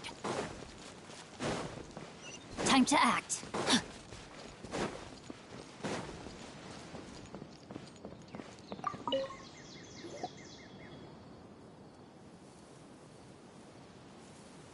Someone's gone missing? Who? Just as expected. That guy you said a bunch of nice things about earlier? The one you always used to chat with. He's around 20 years old, and you said he was a kind, warm-hearted person? Oh, I know who you're talking about. Really? You remember? There aren't many young people who've earned that kind of praise from me. If you're certain that's what I said, then there's only one person who fits the bill. No doubt about it. But why'd you say he's gone missing? Yeah, I just saw him leave the village. There was someone else with him, too. They couldn't have gone far.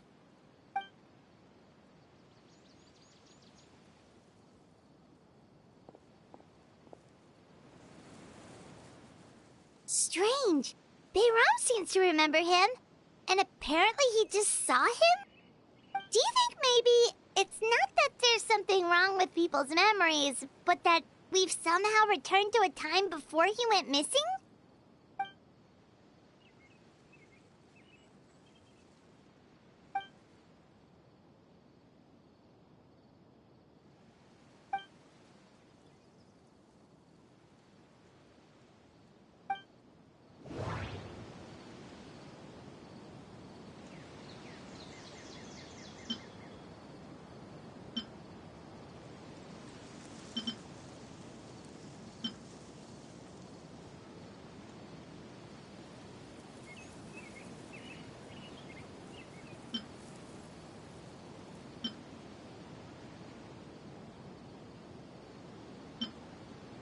If this person only exists in people's memories, maybe we're in someone's memory right now.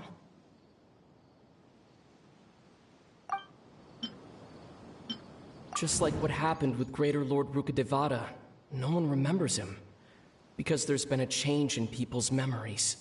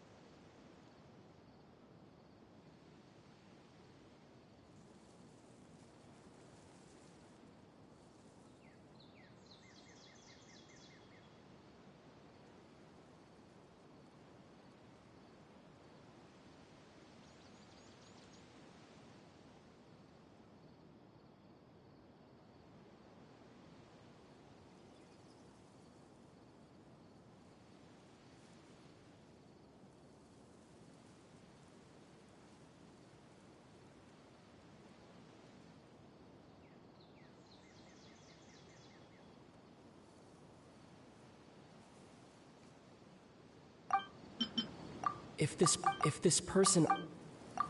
Right! Paimon totally forgot about the ley line disturbances. We're in someone else's memory. Just like how you entered your sibling's memory last time. That would also explain why we seem to be at a time before he went missing. It's a memory after all.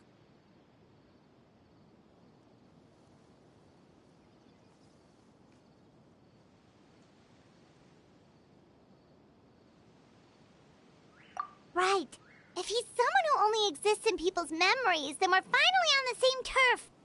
But didn't Bayron just say that he saw him leave the village with someone? Where should we go look for him? Who knows how long this ley line disturbance is gonna last? We might not have that much time, and we don't even know whose memory this is.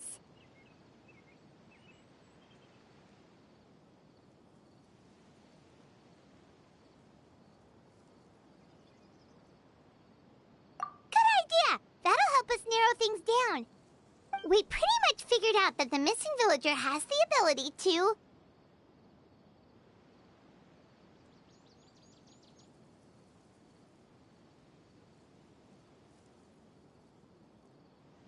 Right! That! Could we try to figure out more about him using what we know of his ability? Like, does it maybe leave a trace that would somehow give him away?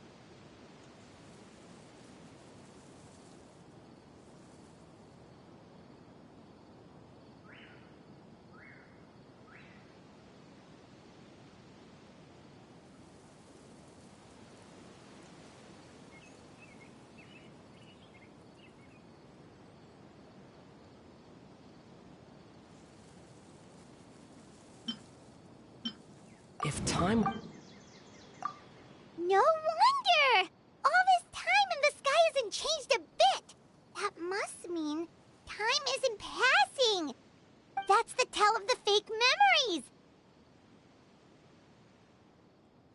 The implanted memories are basically taking place outside of the regular 24 hours of the day. If the memories included the regular passage of time, it would be easy for people to tell that something was off. Like there could be overlap or something. People might start to wonder why they remember doing two different things at the same time of day. That's why he makes sure the memories take place at a specific moment in time rather than over a period of time.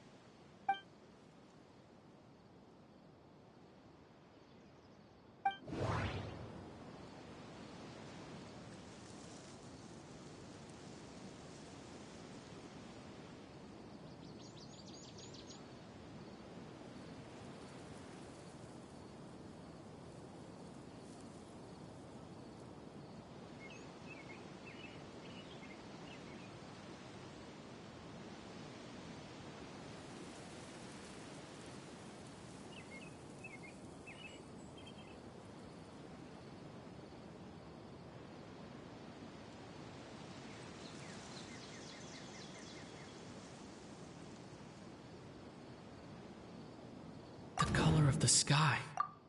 Oh, right! That's exactly what Atosa described! Oh, come to think of it, every time we talked, it always seemed to be around dusk, just like right now. Time always passed by really slowly.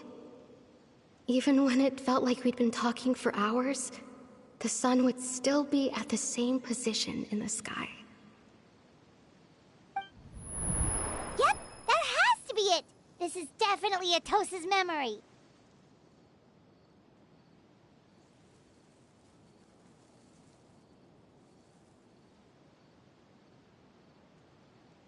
Yeah, that's where they'll be.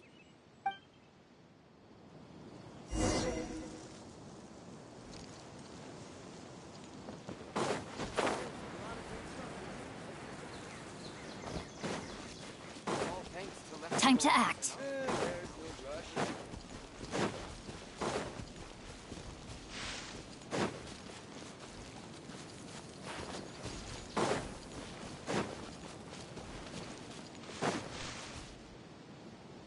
So, you see, Granny Jahiet was a mercenary when she was younger. She just talks like that out of habit.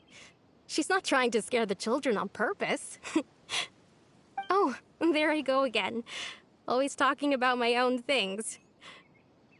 Do you maybe have anything you want to share? It's okay if you don't. You could also just talk about what you think of me? Oh, I think you're an incredibly strong and thoughtful young woman. You'll meet many amazing people and live a very happy life. You won't miss someone like me. Huh? Are those your friends over there?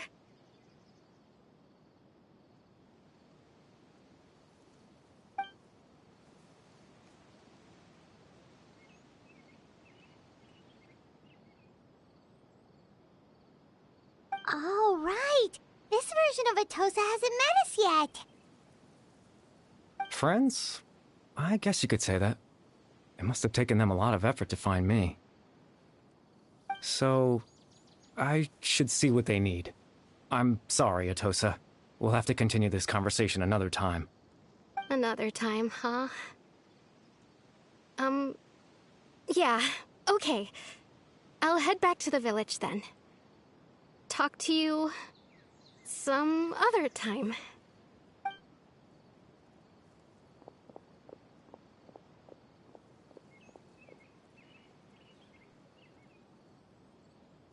It's nice to see you, Traveler.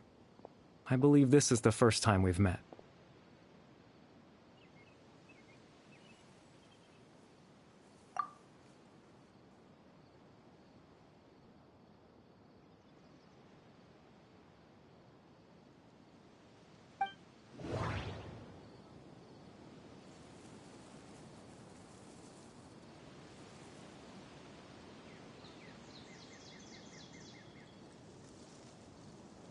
The founder of the Abyss Order. The man who broke the curse of immortality.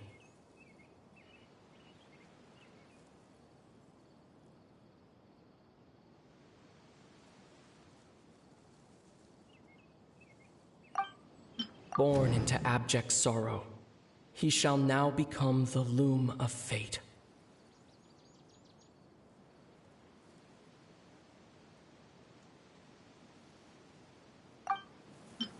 Dane's brother, one of the 5 sinners of Conria.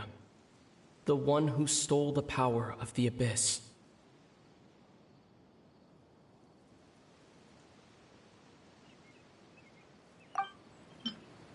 Born into abject sorrow, he shall now become the loom of fate. You're Kari Bear Alberic. Oh. You know me? That's quite the surprise. I don't believe I've met you before. Oh, I see. It was the memory, wasn't it? Your sibling's memory. You saw the me from back then. This is Atosa's memory. I came here to say goodbye to her. But I suppose I'll just leave her a message instead. Come, let's find somewhere else to talk.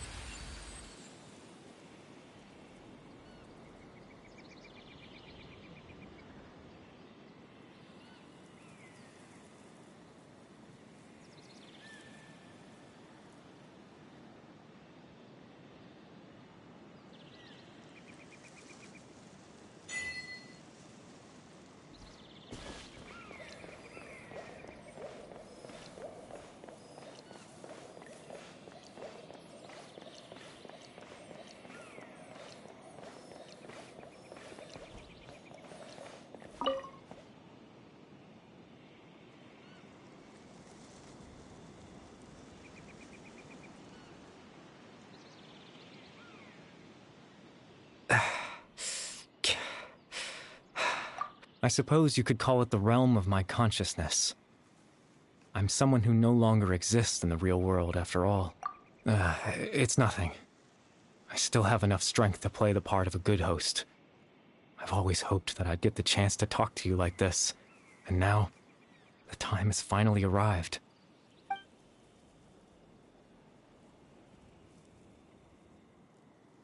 Extreme sorrow and pain.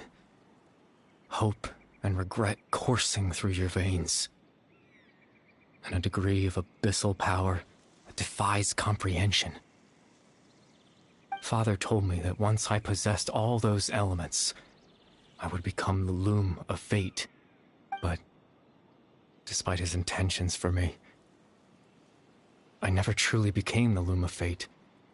I was merely used as a means for its construction. In truth, I died the moment I set everything in motion.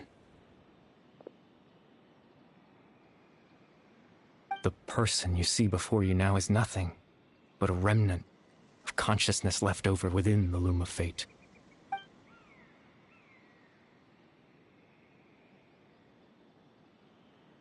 As for your question, the loom of fate is a device capable of weaving ley lines. In its primitive form, it can only be used to create and implant memories. But, as more of it is completed, its power becomes stronger and stronger, until finally, it has the power to weave real ley lines of its own. Once fully completed, the moment it gains the power to weave ley lines, it loses the lower-level ability to influence memories. But it also becomes a tool that can change the entire world.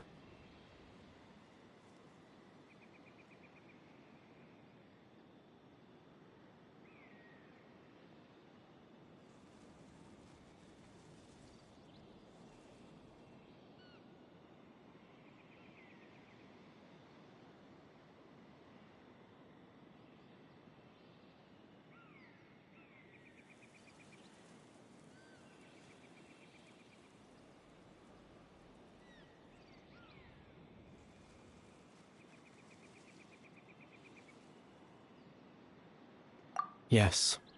I have the ability to control the loom in its semi-completed form. I suppose you can think of it as a form of compensation. After all, its existence cost me my life.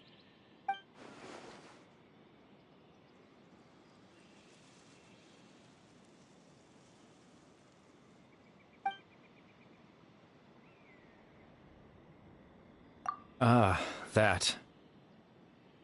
I was wrong to implant those memories. I'm sorry I caused so much trouble. Not only for everyone in the village, but for you as well.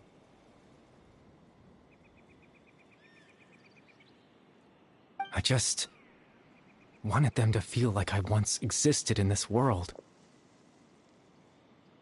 As if I had a chance at life.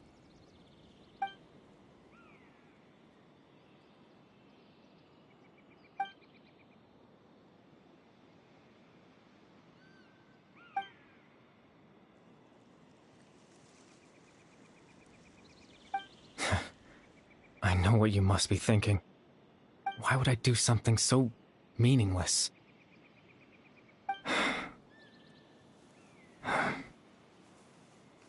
But I just couldn't accept it. I had to know what it would be like if I had my own life. What kind of person I would be. What other people would think of me.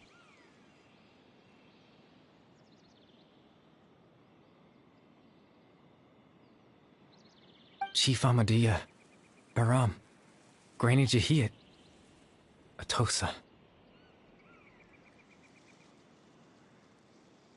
What would it be like if I could live alongside them?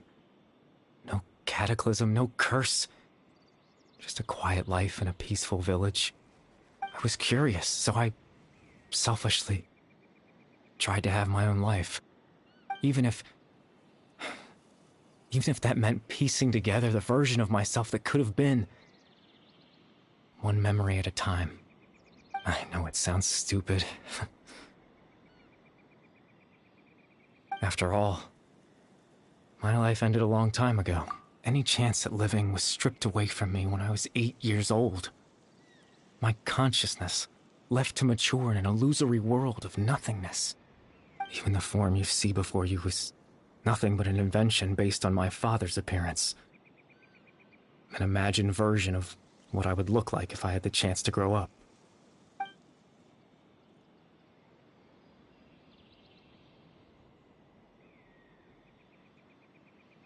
I know. But there's nothing I can do to make them find me. If I could exist in the real world, I would return without a second thought and surprise them with the suddenness of it all. But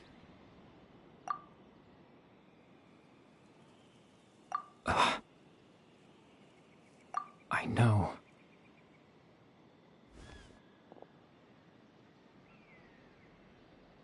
Captain Dainsleif. Twilight Sword, you mean? No need to meet up with him. Things should already be settled on his end. Exactly. As someone who could only exist in people's memories, the fact that I'm able to talk to you in my consciousness like this can only mean one thing.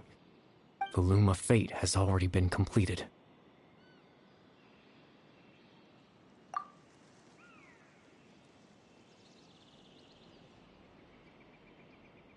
No need to worry about Captain Dainsleif. He's absolutely fine. The only reason he lost the eye was because I happened to guess exactly what he was planning. Captain Dainsleif has had the eye inside his body this whole time, hasn't he? His plan was to lure the Abyss Order to a false location, capitalizing on their pursuit of the eye in order to have the chance to confront the princess. He would then hand the eye to you and tell you to take it away from that location. That way, Captain Dainsleif could accomplish his own goal and ensure the safety of the eye all at once. That's right, because in his mind, he had given it to you already.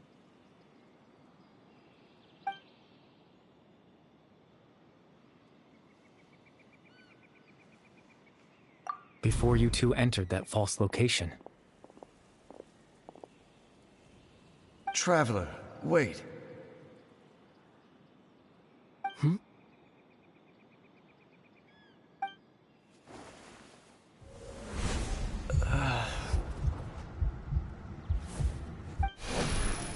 We've no time to lose. Let's head inside.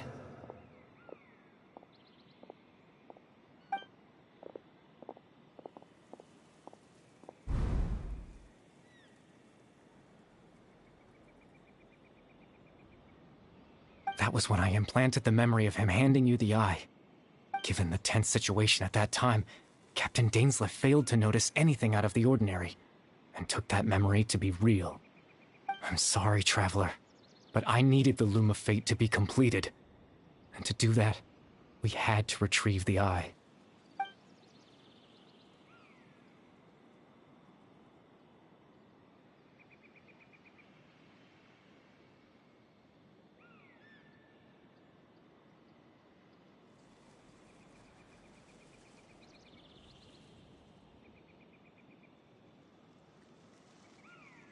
I promise I'm not trying to conceal anything from you, but I truly have no idea what the princess is planning.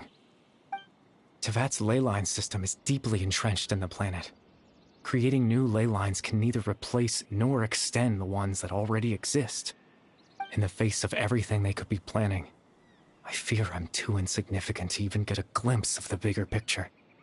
In any case, I had my own use for the Loom of Fate, and my goal, at least, has been achieved.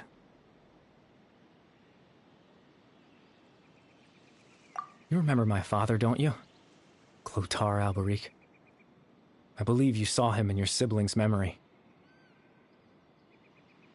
After he used the power of the Abyss to restore consciousness to my hilichurl form, I suffered from an indescribable level of mental anguish.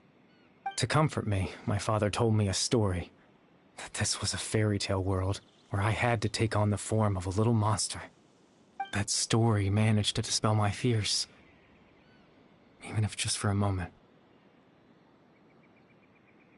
My goal was simple, to use the Loom of Fate in its near-completed form, when its ability to create memories was at its strongest, to implant a specific memory into the minds of the hilichurls. In that memory, I would tell them a story, just like my father did for me. It was a story of fairy tales and love. But more than anything, it was the story of us.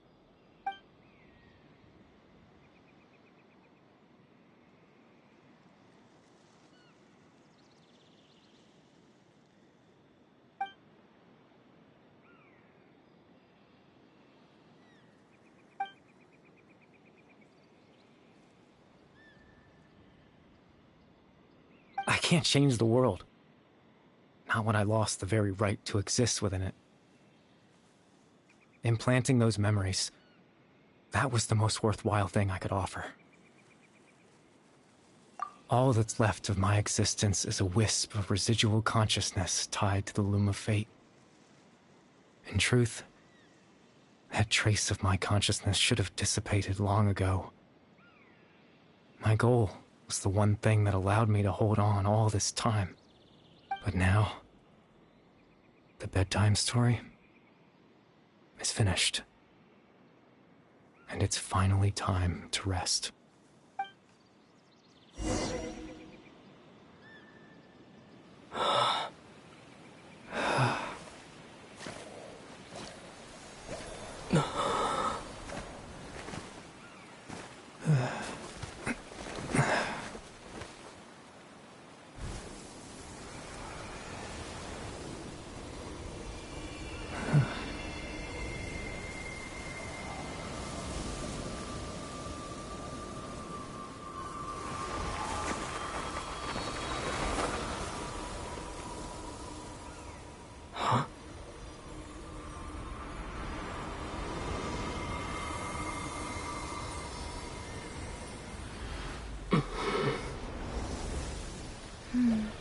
Looks like I was too late to see Kari Bear one last time.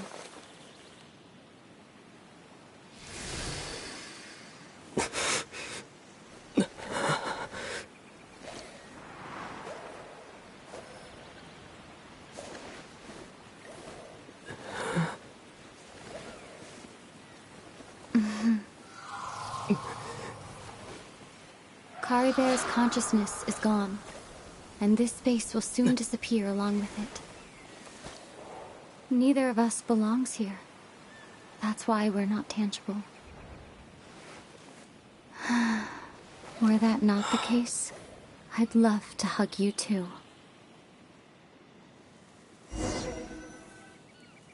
Well, how about a conversation?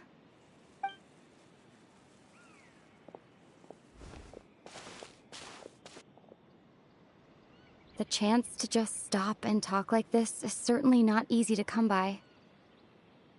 Wouldn't you agree?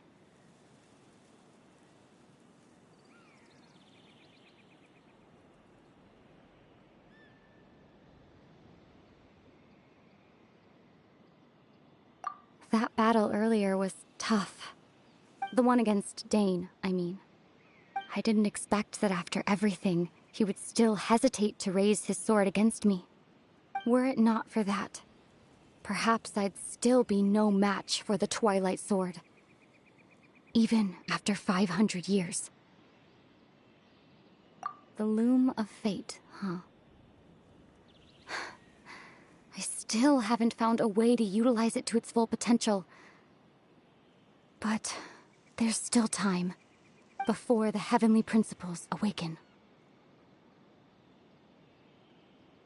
Yes, for 500 years now, ever since the cataclysm in Conria. There's been no sign of activity. Not long ago, you witnessed the Hydro Archon destroy her divine throne. Yes? Such a flagrant disregard for the rules, and still Celestia took no action. I suppose that's proof enough of the Heavenly Principles situation. However, the Heavenly Principles will awaken. We just don't know when that will be, or what might trigger it.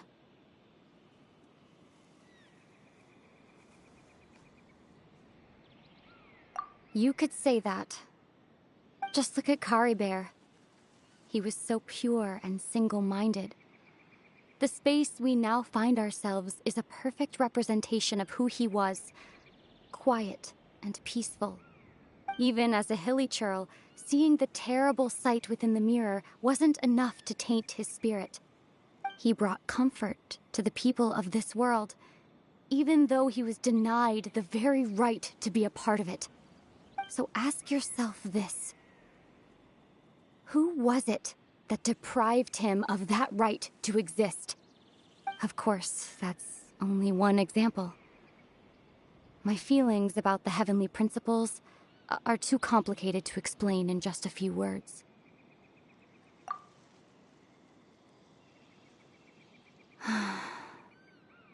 Ether?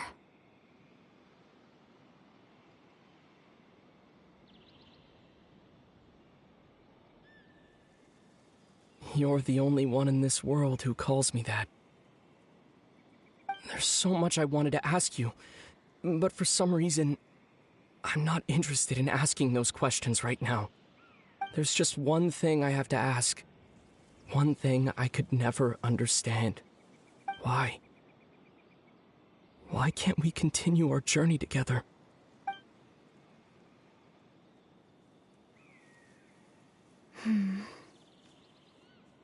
At the end of my journey, I arrived at a place known as the Sea of Flowers at the End. Do you remember? A long time ago, when we traveled between worlds together, you told me you wanted to find a place in the universe where that one flower was in full bloom. To have a place like that suddenly appear before me. Well, would you think of that as a coincidence? You mean... I miss you too, Ether. But as this war continues to rage, and as I continue to seek that final answer, I don't even know how to face myself sometimes, let alone my own brother. What's going on? This space has lost its tether. I doubt it'll be able to exist much longer. In fact, aside from our inability to physically interact with each other, There's something else you should know about this space. With Kari Bear gone, we won't be able to remember anything that happened here. Everything in the space will be wiped from existence, including all memory of our reunion. You're only telling me this now?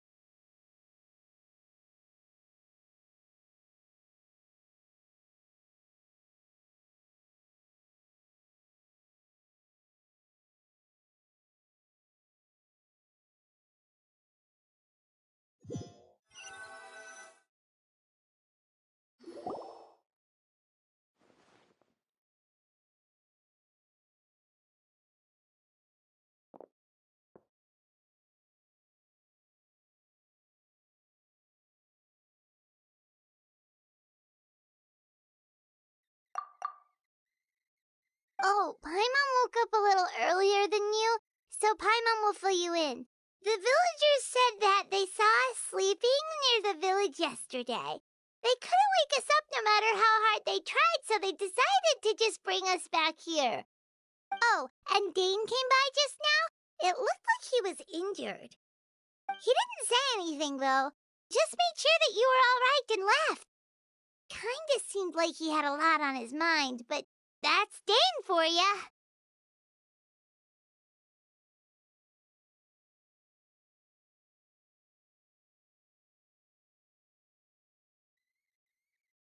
Let's think for a second. We were in that memory, and we saw that guy you called Kari Bear.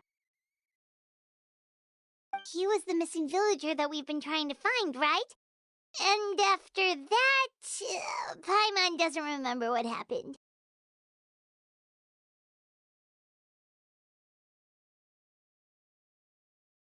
Wait, really? What a score!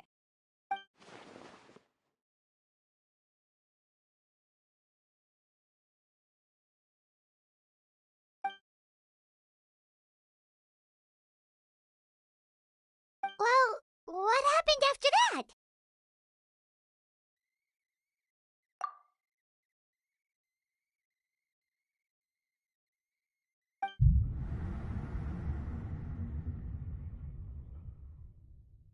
Ah, there you are.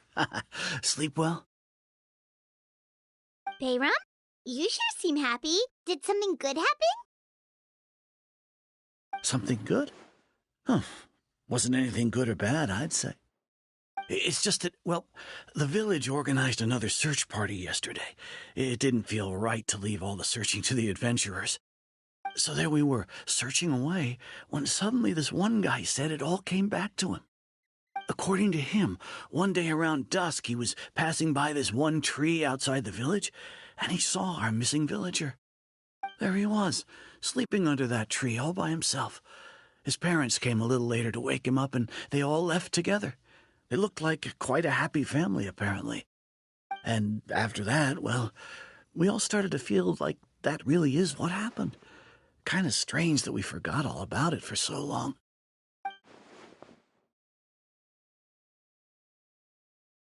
Oh, and we also remembered his name, Kari Bear. Now, that's not a name you hear every day. Would have been helpful if we remembered it sooner.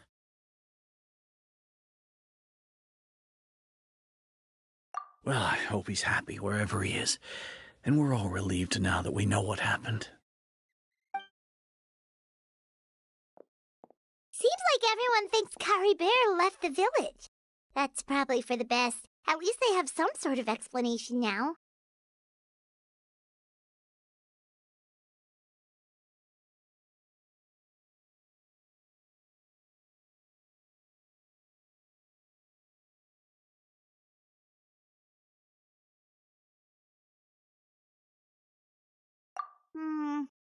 Paimon wonders how Atosa's doing. Maybe we should go check on her. If she hasn't remembered like everyone else, we can tell her what happened. Paimon didn't see her in the village just now, so she's probably at the tree. Come on, let's go talk to her.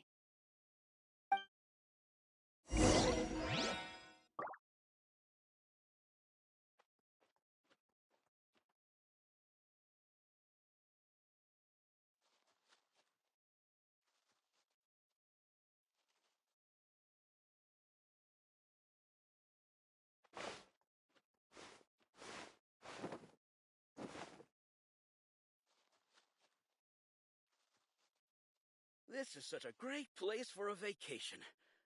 Let me just take a few...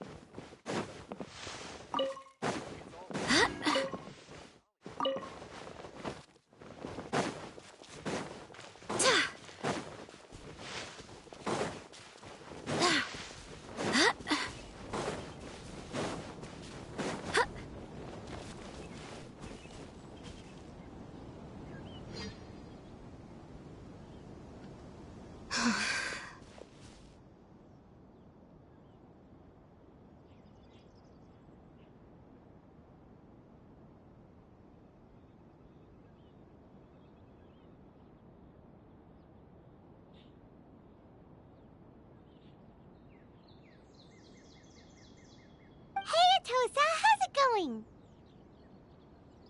Oh, it's you two. I was just about to go looking for you. I wanted to thank you. I was part of the search party, so I remember what happened to Kari Bear now. Honestly, I just can't believe I forgot something so important.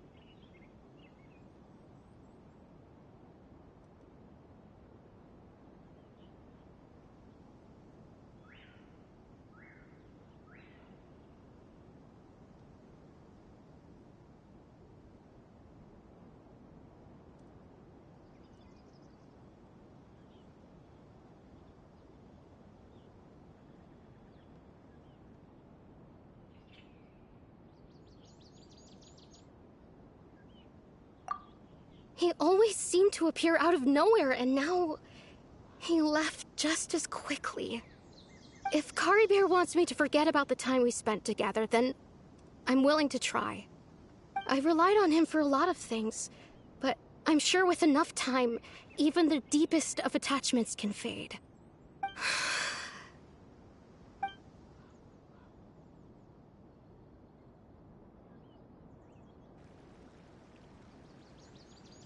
Okay, I'll admit, I'm just putting on a brave face. I was dumped, wasn't I? Otherwise, why would he just leave like that without saying goodbye? You don't need to comfort me. I'll be okay. It's just like Kari Bear said. It's the things we overcome that make life more precious. And you know, if he has a heart, maybe he'll come back and see me one day. Anyway, thanks for all your hard work, you two. I promised I'd help Granny Jahiet with something, so I should head back. Goodbye. Well, that should be it, right? Everyone's lives can go back to normal now. Oh, right! Weren't you about to tell Paimon what happened after your conversation with Kari Bear?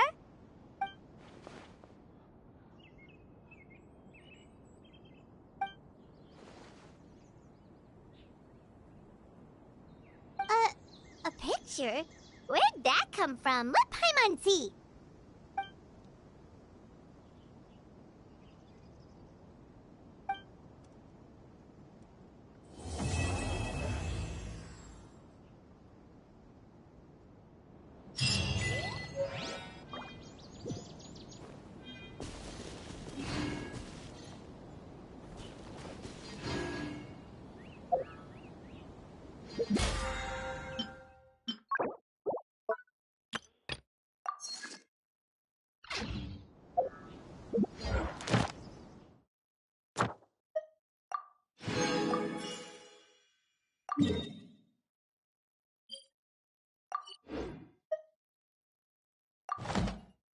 It's time to move on. We should stay here.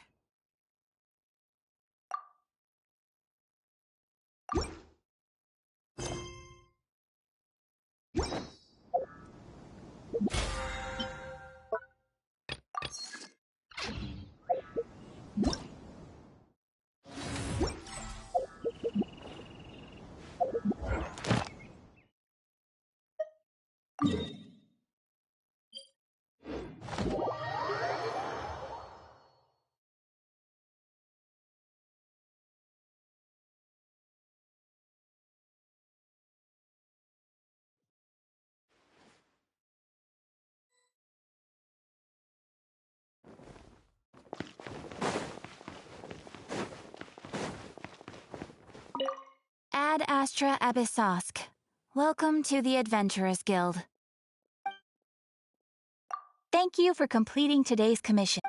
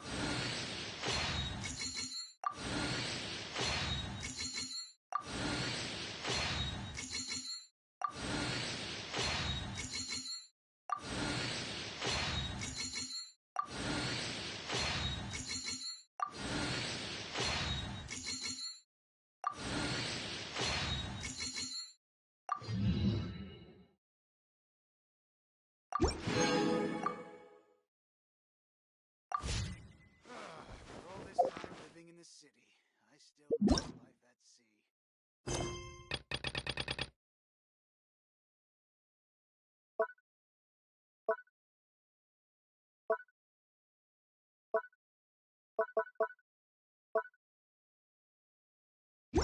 I do hope the Knights of Favonius are all working.